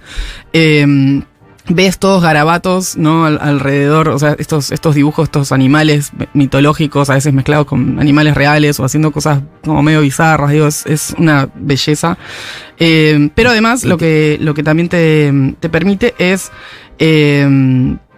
ver una especie de como de glosario, ¿no? Claro. De todos los personajes que te vas encontrando o las referencias que hacen en las conversaciones Claro. a situaciones históricas importantes. Ahí se ve el laburo de investigación zarpado que hubo detrás del juego, porque no es simplemente un par de referencias tiradas al azar. Porque dicen Ficino. Ficino es un filósofo italiano que es el primero que tradujo a Platón y tiene toda una historia. Yo lo había estudiado en literatura del Renacimiento y me acordaba, pero el juego no espera que vos le das clic y te dice Ficino, es este tipo que hizo esto. Claro. O sea, que no es un juego snob en ese sentido. Es un juego que no sabes absolutamente nada del Renacimiento y te vas del juego aprendiendo un montón de cosas. Porque Te sentís culto. Es que realmente el juego te tira un montón. Si querés, te la Si tira. querés, si no, en no. realidad no le podés dar clic al nombre y seguís para adelante. Decís Ficino, me chupo un huevo que es Ficino. Claro, chao. Y seguís para adelante. Yo quiero ver la historia de los crímenes, no me interesa toda la referencia. Pero si te interesa, tiene un laburo con lo histórico, con lo cultural, con lo que es la época del Renacimiento, que es impresionante. Es impresionante. Sí, que de hecho es un momento, como decías vos, como de bastante como revoltoso, ¿no? De repente hay Sí, claro. más gente que está aprendiendo a leer, ¿no? Que está accediendo a más información. Digo, Martin Luther King. Martin Luther King no, aparece Lutero. No, Martín Lutero, ya estoy. Aparece Lutero con la Reforma, ¿no? Claro. Y crea el protestantismo. Martin Luther King fue un poquito después. Así que sí, es como un momento de mucho. Y se ve esa eclosión. Claro. Está muy bien eso. No sé si nota que me gustó mucho este Sí, juego. sí. Claro. Este videojuego, la verdad me sorprendió. Además, está en Xbox Game Pass. Está en el Game Pass. Sí, ya Ese está. es un desde dato clave, hace- me parece, para la gente, porque a veces, sí, hablamos de juegos que salen 10 o 15 lucas y decís... Este igual creo que no Despreventivo. estaba tan caro. Pero en el Game Pass está derecho. Así está desde hace un par de semanas que ya está habilitado. Sí, pero a veces, además, como que te conviene más que pagues un mes Los 600 pesos. el Game Pass que te compres, ¿no? El juego. Un juego solo. Por Claro. eso lo digo siempre, porque Tiene mucho más sentido. costo-beneficio, claro. Y sí. Bueno, yo el juego todavía no lo terminé de jugar completo. Tiene 3 actos el juego. Este personaje vuelve, digamos, al mismo pueblo en 2 oportunidades más, digamos. Llegué hasta los primeros 2 y como que para los que se animen a jugarlo, sepan que la primera parte capaz que es más de explorar, más de conocer, ¿no? De uno como que se la pasa más recorriendo. Sí, me encanta eso de los videojuegos a mí. Yo soy un explorador en los videojuegos. Bueno, pero es más lento también. O sea, de hecho, hasta te tenés que apurar a veces porque el día está como dividido en secciones, ¿no? Tenés momentos que son para trabajar, otros para rezar, otros para comer, para dormir. Entonces, como que no te da tiempo para hacer todo eso que tenés que hacer y además resolver este caso y tener estas entrevistas con todos estos personajes. Entonces tenés Entonces, que ser selectivo en qué vas haciendo. casi que sí, que estratégico, en que si decidís quedarte con alguien hablando más o menos, porque después eso te va a impedir que puedas hablar con otra persona. Te invitan varias veces a comer y tenés que elegir con quién comes. Eso, las Claro. comidas es genial en el juego. Lo de las comidas es hermoso. Casi que cuando te sentás con la gente con más dinero, obvio que te van a ofrecer una vajilla más fina, ¿no? Como más variedad de pronto de los alimentos. Y cuando hablas con un pobre, no sé, es tipo un pan y un queso, ¿no? Es como una Claro. cosa mucho más sencilla, ¿no? Pero eso Dependiendo. también está sacado de libros históricos, como por ejemplo El queso y los gusanos, que es un libro que trabaja sobre la idiosincrasia en esta época, que es qué comían también. ¿No? ¿Cuáles eran las costumbres? Hay mucho laburo también ahí en el juego. Sí, tiene un trabajo de investigación que es en eso zarpado. Pero también tiene esa como lado negativo, que de repente personajes que no hacen al caso en sí, ¿no? Que no te están ayudando a resolver un misterio, pero son súper interesantes porque no es solo es en esa acción de sentarte a comer que descubrís un montón de esos Y personajes. charlás y te cuentan Claro, cosas. y es fascinante, aprendes un montón sobre su estatus y sobre su vida cotidiana, ¿no? Digamos, por más que no te llevan a resolver el misterio, digamos, en sí. Así que bueno, otra vez, vos tenés que estar apurado, necesitas juntar esta evidencia para el juicio. Entonces tenés que ser como más precavido con tu tiempo. Entiendo que esto también me parece que ayuda a la rejugabilidad, porque vos de repente, si hiciste toda la historia hablando con ciertos personajes, puedes volver a jugar el juego y de repente hablar con otros y tener una experiencia completamente diferente. Mismo lo que estudió tu personaje te cambia mucho lo que haces o no haces. Si estuviste, no sé, de viaje por Italia, o si estuviste por una zona de Francia, si hablas francés, si hablas italiano. O sea, hay como toda una serie de cosas que elegís que también te van llevando por un camino o por otro. Una experiencia como completamente diferente. Así que bueno, nada, se sentía eso como a la primera vez que lo estaba jugando, como medio un castigo esto del tiempo. Era como medio raro, ¿entendés? Yo estaba tipo, la puta madre, no tengo que ir. Estás comentando los videojuegos donde el tiempo no existe, o sea, haces todo, voy a estar horas dando vueltas y no pasa nada. No, acá no. Más en esto que es un juego como lento y de investigación, o sea, que yo decía como, ¿por qué me hacen esto? Pero bueno, nada. Aprovechenlo, el juego es en serio, es una belleza, la cantidad de personajes que tiene es alucinante, está encima del pueblito en el que sucede todo, está construido en las ruinas de una ciudad romana con influencias de paganismo. Estaba pasando esto que hablábamos recién, ¿no? De muchos personajes de distintas como estatus sociales teniendo distintas experiencias. Hace que sea en serio muy, muy enriquecedor ver cómo eso se plasma en sus creencias, en su vara como moral, ¿no? Lo que hacen o lo que no hacen.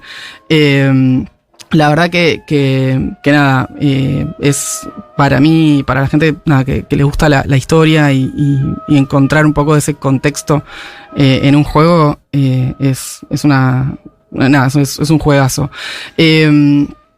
Para ir redondeando, les dejo entonces este juego que es una mezcla entonces entre medio un libro de historia y una novela que hizo la gente de Obsidian. Otra vez, me parece que hicieron un trabajo fantástico. Me gustó mucho esta idea como de que la historia al final del día como que es un rejunte de cuentos y de historias, ¿no? Contadas por personas. Como que al final pueden ser súper complejas y uno no saber exactamente lo que pasó y me parece que el juego te muestra eso, ¿no? Acto a acto vos vas viendo cómo de repente, no sé, un chisme del acto número 1 se termina volviendo casi que gospel, ¿no? Como parte del evangelio en el número 2. O cuando comentan los libros, por ejemplo, hay un momento donde comentas uno de los libros con una monja y te metes adentro del libro. Estás dentro del libro hablando y ella habla del lugar de las mujeres, que eso obviamente es más actual, ¿no? Pero en esta época, en el Renacimiento, y cita pensadoras, mujeres que por ahí ni ubicaban. De las que ni uno no tiene ni registro. Está buenísimo, la verdad. Así que nada, me pareció hermoso que hicieron esto como transparente el rol del historiador, pero esta vez en un juego. Así que sí, disfrútenlo, está disponible en Xbox y PC y gratis, como decía Alejo, en el Game Pass. En el Game Pass de Xbox. Así que así pasó Pentiment de la mano de Martina Santoro. Werner Bertot, Martina Santoro, Alejo Zagalski. Cosa ñoña. ¿Vamos a las noticias? Vamos con las noticias. Dale, bueno. ¿Arrancamos con los fichines? Creo que arrancamos con Disney. ¿Qué pasó? ¿Qué no pasó con Disney esta semana? A ver, Disney primero tuvo una rebelión interna en torno a una ley anti-gay en Florida, lo que ya vamos a comentar medio al pasar, pero lo comentamos la semana pasada, así que vamos a tratar de desarrollarlo un poco más. ¿Cómo es la historia? Si se aprueba esta ley, los profesores y orientadores escolares de Florida no van a poder hablar con sus estudiantes sobre la orientación sexual o la identidad de género, e incluso podrían enfrentar demandas judiciales de los padres si lo hacen. Volviendo a las cavernas. Sí, esto lo está promoviendo el gobernador conservador Ron DeSantis, que todavía no firmó la ley, pero, o sea, no la reglamentó, pero ya avanzó en el Senado estatal, en el Senado de Florida. Toda la comunidad LGTB y otros sectores se movieron contra esta ley y particularmente buscaron presionar a Disney para que se pronuncie en contra, porque Disney es clave para la economía de Florida, dado que tiene el parque de diversiones ahí, emplea una cantidad enorme de gente, la economía de Florida pasa no en su totalidad, pero en una parte importante por lo que Disney puede dar. O sea, es una empresa de peso, digamos, ¿no? En Florida particularmente. Además a nivel global, digamos, ¿no? Los empleados de Disney empezaron a hacer paros de 15 minutos en los parques para reclamar que Disney se pronunciara. Esto tanto en Florida como en California. El martes pasó una huelga general de empleados de Disney O sea, se sacaron los disfraces de Mickey y qué sé yo, y dijeron, no trabajamos nada, ¿viste? Si no salís a hablar en contra de esto. En las redes hubo como campañas con hashtag como Disney Do Better o Disney Say Gay, no, porque el tema de no poder decir gay. Ya contaba la semana pasada que Mark Hamill y otros salieron a decir gay, como no, en una forma de plantear, pero ya después empezó a ver directamente actores de sagas a los que Disney le está poniendo mucha guita y mucho énfasis, como por ejemplo Moon Knight, que se estrena creo, la semana que viene, ¿no? Se estrena el miércoles. Sí, ¿no? El actor principal de Moon Knight, que es Oscar Isaac, dio una entrevista en la que no solo dijo gay, sino que también lo cantó. Y después dijo, esta ley es absolutamente ridícula, es una locura total. Y espero que Disney como empresa se sume con toda la fuerza posible contra esta idea. Tranquilo. Me sorprende que siquiera exista en este país una idea como esta. Así, sin ningún...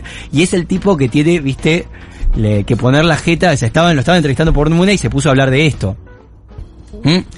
O sea que no se le revelan solo los trabajadores rasos, sino también las estrellas.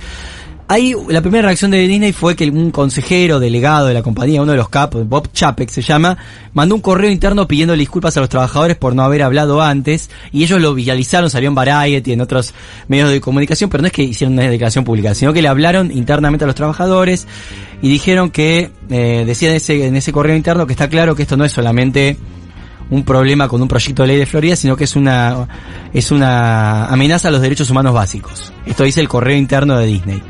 Pero si ha sido un correo interno, siguieron cascoteando a Disney hasta que finalmente, por más que tardó en reaccionar en público, esta semana terminó publicando un comunicado donde vos ves la silueta del ratón con los colores del arco iris y dice: Disney Parks crea experiencias que respalden los valores para todas las familias y no tolerará discriminación de ninguna forma. Nos oponemos a cualquier legislación que infrinja los derechos humanos básicos y nos solidarizamos y apoyamos a nuestros cast members, equipo LGBTQIA+, y fanáticos que hacen que se escuchen sus voces hoy y todos los días. Bueno, bien. Tarde, pero... Después de que le tiraron con todo para decirle, dale, bueno, Disney. A veces las megacorporaciones necesitan un empujoncito para salir a Se ve que ciertas cosas. Les contestó el gobernador de Florida, Ron DeSantis, que dijo: cuando tenés empresas que han hecho una fortuna siendo amigables con la familia y atendiendo a las familias y niños pequeños, tenés que entender que los padres de niños pequeños no quieren que esto se inyecte en las aulas de los jardines de sus hijos. Dios. Y también dijo que Disney está demasiado cerca de China y del comunismo. Para que vean lo que son los republicanos nueva era, ¿no? Donde creen que Disney es comunista, ¿no? En fin. No fue la única controversia que tuvo Disney, vos lo sabés bien, Martina. Igual. No, me está agarrando un tic en un ojo que Disney, o sea, Disney comunista, digo. Sí. Tratemos Disney de masticar eso un poquito, claro. Sí. Che, me parece que esta megacorporación que dije recién yo es un poco comunista. ¿Puedo decir, en serio? Sí. ¿No te parece? Bueno, eso dijo el gobernador republicano de Florida, que está impulsado esta ley anti-gay. No, aparte que Disney les estuvo cortando los fondos a los republicanos, ¿no? O sea, ya veníamos como... Sí. No fue la única controversia, porque vos me pasaste otra, Martina, que tuvo Disney esta semana. Resulta que una coreo de cheerleaders, viste, las porristas, bueno, esta costumbre estadounidense, bueno, tan asociada a qué, al patriarcado, a que podríamos decir. Y un poquito así, ¿no? Bueno, una coreografía de las cheerleaders disfrazadas de Pocahontas y llamadas las de Indianettes, ¿no? Se les ocurrió cantar una canción que decía "Scalp them, Indians, scalp them", que significa "córtenles la cabellera, indios, córtenles la cabellera". No, en realidad es como el cuero cabelludo. El cuero cabelludo, claro. Sí. Bueno. Si no es el pelo solo, es un poco más. Claro. Otra salva de críticas más tarde a Disney.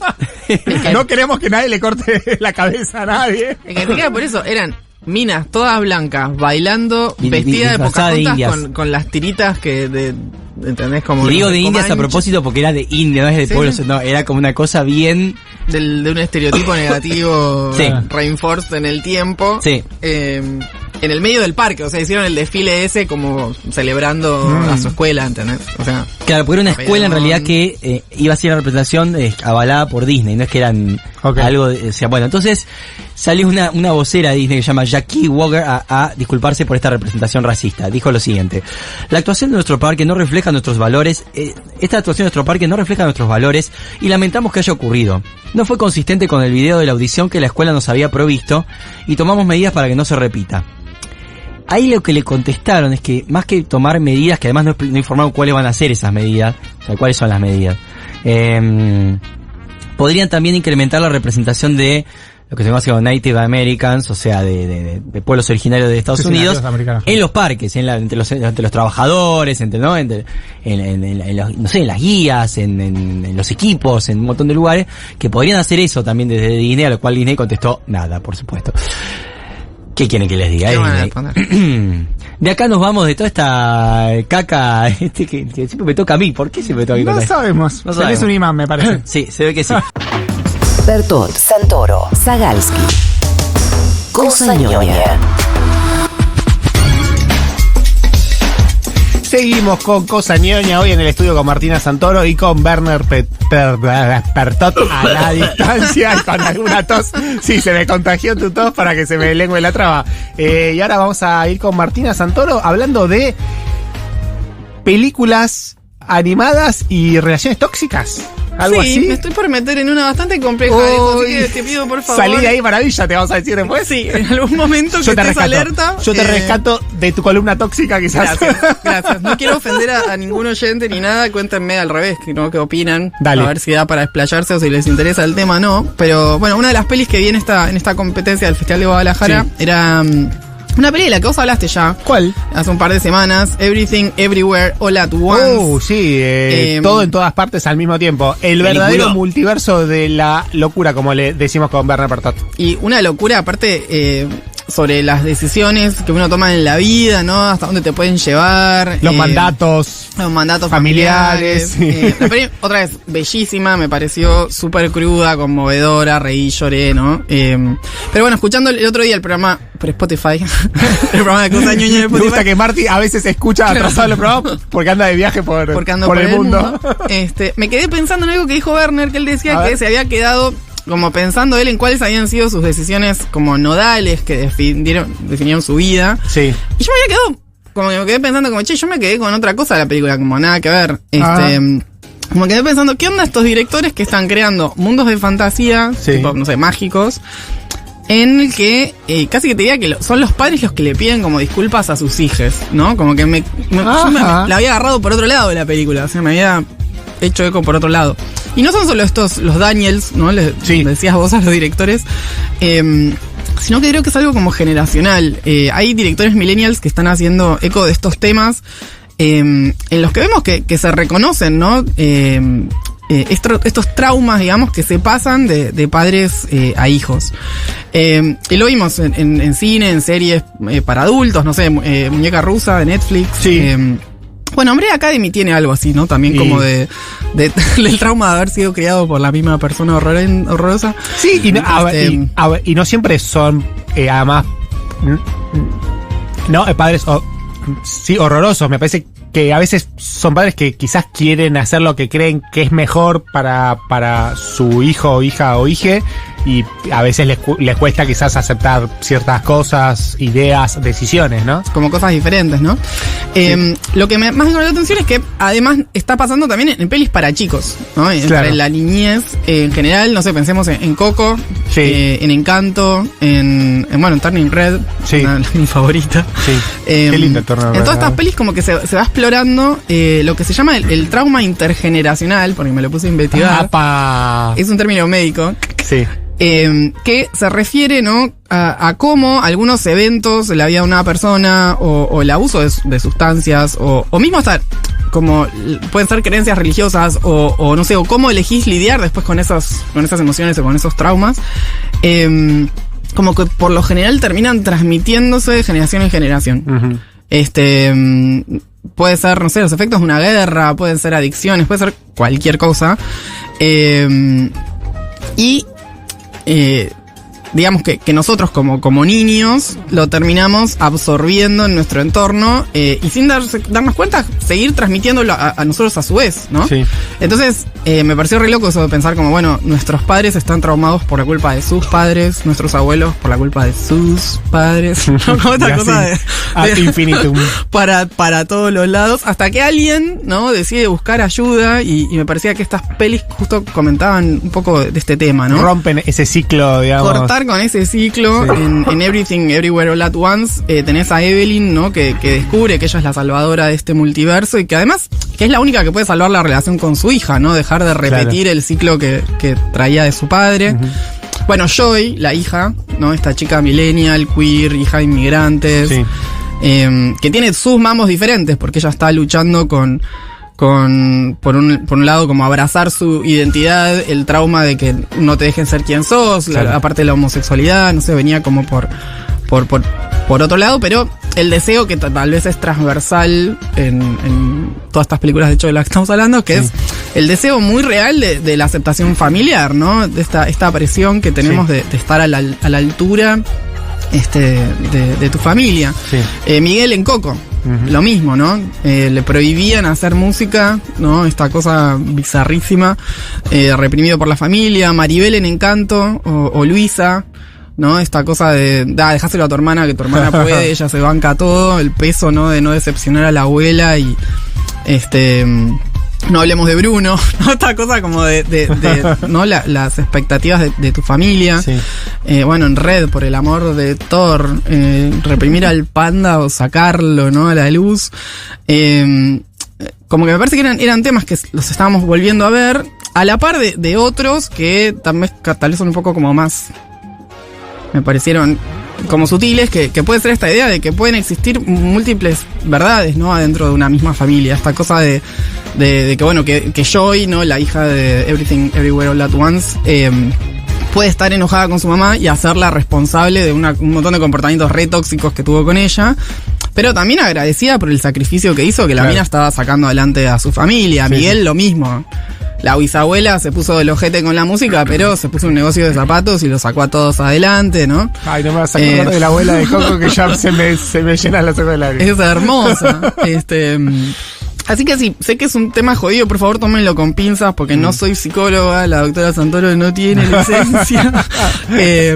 Y sé que no es saludable tampoco validar los traumas de los demás, y mucho menos que eso sirva como excusa, ¿no? Para tener comportamientos abusivos con otras personas.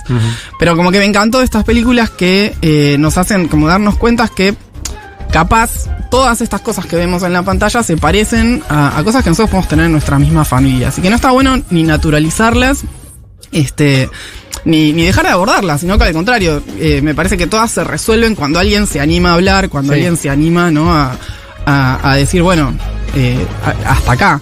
Leí el otro día un artículo muy lindo que les voy a leer un fragmentito. Decía: la disfuncionalidad familiar es un sinfín que se transfiere de generación en generación, como un fuego que arrasa con todo, hasta que una persona en una generación tiene el coraje de pararse y enfrentar las llamas.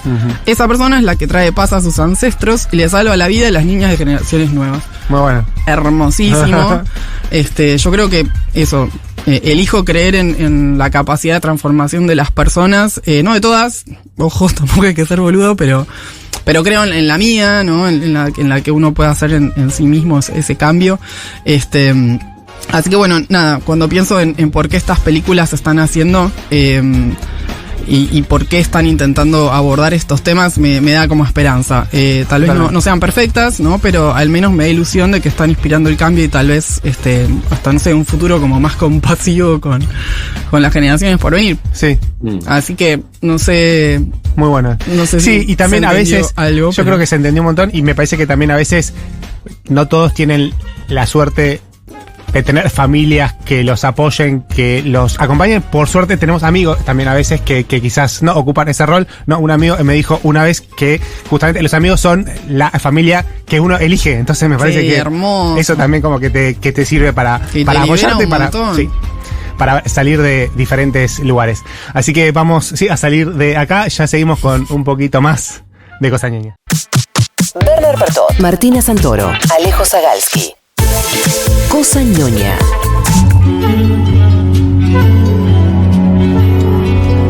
Bueno, la semana pasada hubo una noticia muy, muy fuerte que fue en Estados Unidos, pero como siempre repercutió en todo el mundo por un fallo de la Corte Suprema que hizo que el aborto deje de ser legal en ese país. Y Martina Santoro nos trae una columna sobre algo relacionado al tema con Úrsula K. Le Guin. Sí, ya estuvimos hablando bastante en este programa de esta escritora Úrsula K. Le Guin, no sé si se pronuncia, depende a veces uno en donde lo vea. Werner hizo también una columna muy dedicada a su trabajo. Dos. Perdón, desde más allá dice dos o te traigo conmigo. No me lleve. No, para decir que estuvimos hablando bastante de este programa, sí. La voz del más allá es mi Vecna, ¿viste? Dos. Bueno, en 2017 Úrsula publicó un libro hermoso que se llama Words Are My Matter, algo así como Las palabras son mi asunto, que recopila charlas, ensayos y hasta reseñas que ella hace de distintos libros. Ordenó todos estos textos en orden cronológico y son casi que un manual, ¿no? Para investigar el alcance que tiene la ficción contemporánea, ¿no? Y medio como que además, lo que a mí más me gustó en realidad del libro es que también es como una lente para ver el mundo como lo ve ella, ¿no? Desde su punto de vista, que la verdad es una mina brillante. Hoy les quería traer dos de estos mini ensayos. El primero es una charla que dio ella en 2004, una señora de 70 y pico de años, en 2004, para Naral, que es una fundación pro-choice que defiende las libertades reproductivas de los americanos, o sea, pro-aborto, ¿no? En esa charla le habían pedido que cuente a la audiencia cómo fue hacerse un aborto en 1953, cuando ella tenía apenas 20 años y era una estudiante en la Universidad de Radcliffe. Piensen que esto es un momento de la historia anterior a este fallo, al de Roe v. Wade, en el que el procedimiento era ilegal y estaba estigmatizado. Voy a usar las comillas de la radio para decir era, porque desde la semana pasada precisamente le fallaron en contra otra vez. O sea, volveríamos a 1953. En este ensayo ella lo tituló What It Was Like, ¿no? Como cómo fue, sería. Y arranca ella diciendo que si vos eras una chica universitaria y estabas embarazada en los años 50, y aclara que usa las palabras chicas porque la sociedad entonces no consideraba a las mujeres de 20 años mujeres, ¿no? Y quería leerles unos fragmentos de sus palabras, ¿no? Ella dice: les puedo contar cómo, o sea, capaz no les puedo contar cómo fue, sino el cómo hubiese sido, ¿no? Ajá. Si dejaba mi educación, si dependía de mis padres durante el embarazo, hasta que pudiese dejar al bebé con ellos para ir a poder trabajar, ¿no? Claro. Y encontrar una manera de mantenernos a los dos, porque probablemente el padre no lo habría querido, que de hecho fue lo que pasó, sí. no lo iba a reconocer. Y me dice, y si yo hacía esto, que es precisamente lo que los antiaborto querían que hagan, habría parido un hijo para ellos, para el sistema. Sería su hijo, y yo no habría podido tener los que son ahora mis hijos. Uh-huh. La vida de ese feto habría abortado la vida de los otros 3 fetos, o 3 niños, o vidas, o lo que sea que decían llamarlos, a mis hijos, a los 3 hijos deseados, uh-huh. Los que tuve con mi marido, a quien no hubiese podido conocer, porque mientras él estaba estudiando en la universidad, yo iba a estar en la otra punta del país, trabajando sin educación, criando un hijo, viviendo con mis padres, ¿no? Úrsula sigue y dice: mis 3 hijos, que son mi orgullo, que son mi alegría, mis 3 hijos no habrían nacido, pero sí habría nacido ese bebé no deseado, y solo sería una boca más que alimentada, porque ella solo se dedicaría, ¿no? En ese contexto, sí, ¿no? Sí. A criarlo. En el que ella terminaría como, o ella asiente, ¿no? Aportando nada a su comunidad. Entonces, cierra diciendo: no permitamos que los misógenos y los fanáticos y los hipócritas nos quiten a nuestros hijos. Salvemos a nuestros hijos, y en especial le digo a la gente joven, salven a sus hijos. Ajá. En otros ensayos se va por otro lado y habla sobre la importancia de aprender a desarrollar la imaginación, ¿no? Les prometo que esto va a tener sentido al final de la columna. Y habla sobre lo que es el acto, en especial el de escuchar, ¿no? Ella dice: es un acto de comunidad porque te obliga a hacerte espacio en tu vida, te obliga a hacerte tiempo, te obliga a callarte, a hacer silencio y a prestar atención. Y ella cree que leer es precisamente una forma de escuchar, no es pasiva, no es como ver o como oír. Es un acto en el que tenés que elegir prestar atención para entender y procesar esas palabras, ¿no? Y dice: aunque generalmente uno lee solo, cuando estás leyendo estás en comunión con otra mente. No te están manipulando ni lavando el cerebro. ni te están usando, vos estás eligiendo seguir leyendo, ¿no? O sea, vos te estás dando cuenta de lo que está pasando. Vos decidís unirte a esa mente en un acto puro de imaginación. La imaginación precisamente se activa por esas palabras que se comparten. Así que bueno, les quería compartir estas dos nociones porque me parece que mientras nuestro mundo, ¿no?, está siendo golpeado por una ola de ataques sistemáticos a la soberanía de las mujeres sobre sus cuerpos, me parece que estos ensayos como que se sienten ahora más esenciales que nunca. Sí, claro. Y para cerrarlos quería dejar con unas palabras que compartió ella en 2014 cuando recibió el premio de los National Books Awards, en el que precisamente Neil Gaiman le entregaba este premio. Y ella advertía, ¿no? Se vienen tiempos difíciles. 2014. Sí, o sea, no tenía ni una idea de los tiempos difíciles que se venían. O sea, sí, pero fueron peores. Y me parece que en estas últimas palabras, así voy cerrando, como que aglutina estas dos nociones que les decía de los ensayos. Ella decía, se vienen tiempos difíciles, vamos a necesitar las voces de escritores que puedan ver alternativas a la forma en que vivimos ahora, que puedan ver a través de nuestra sociedad azotada por el miedo y obsesionada con sus tecnologías. Vamos a necesitar escritores que puedan ver otras formas de ser e incluso imaginar bases reales para la esperanza. Vamos a necesitar escritores que puedan recordar la libertad, poetas, visionarios, realistas y una realidad más amplia. Y cuánta razón tenía, ¿no? La concha de Dios. Como que lo volví a leer esto hace unos días y nada, me volví a poner triste como diciendo, yo no puedo... Suerte que se murió y no tuvo que volver a vivir esto y verlo, ¿entendés? Como, creo que ella llegó a ver a Trump en la presidencia en 2017. Se murió ahí. Así que nada, eso, viste, cuando decís la historia se repite y hay que estar alerta porque no, y lo en cuanto puedan vienen por vos. Claro, o sea, es impresionante. Y lo complicado, hay que relajarse. No, es que esto es allá, pero ya generó que acá en Argentina no haya gente que diga, bueno, acá también, ¿no? Tenemos que rever esta ley. ¿Cómo vas a rever esta ley que da derechos? Y no solo la esa, puta que te parió, porque claro. Empiezan a irla, ¿no? Sí. Empiezan a ir, digamos, por otras comunidades. En Estados Unidos ahora están empezando a hablar de vuelta de juntos pero separados, no, iguales pero separados. O sea, están hablando de vuelta del matrimonio igualitario, están hablando de vuelta. Nefasto. No, la verdad que somos una novela de Margaret Atwood, como distopía, potencia. Bueno, viene militando en contra de esto Margaret Atwood, ahí está sacando cosas toda la semana en su cuenta de Twitter. Me pareció súper interesante, Martí, este argumento que da, y te escuchaba atentamente, de Úrsula K. Le Guin en torno a salven a sus hijos deseados. Claro. En todo caso, y después se podría aplicar, si no querés tener ningún hijo, también salvás esa vida, digamos, ¿no? Pero me pareció súper interesante cómo lo plantea ella, ¿no? Sí, sobre todo porque deja muy claro que esos bebés por los que ellos, ¿no? Los antiaborto luchan, tanto a esos bebés como a esas madres, los dejan en banda. O sea, la vida de quién.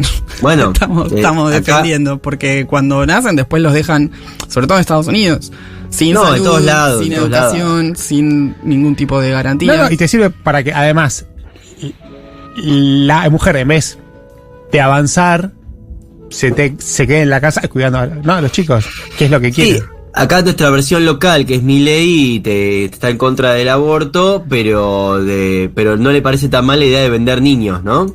O sea, después que nacieron, hacemos lo que queramos. Es una salida laboral, ¿no? Digamos. Claro. Embarazada, lo vendés. Después se repitió de lo que dijo, pero lo que quiero decir es esa lógica, así que está muy bien eso que planteamos, Martín.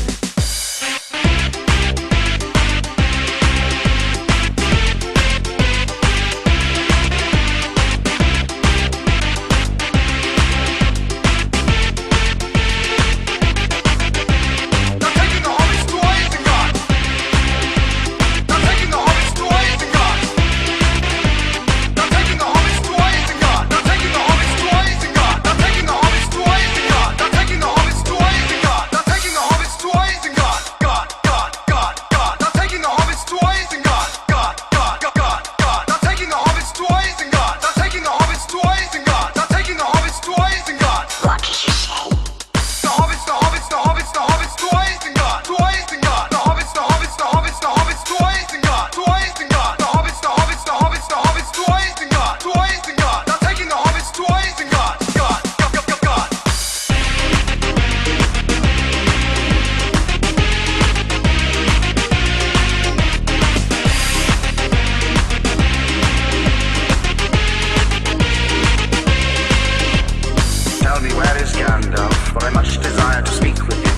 tell me where is Gandalf, for I much desire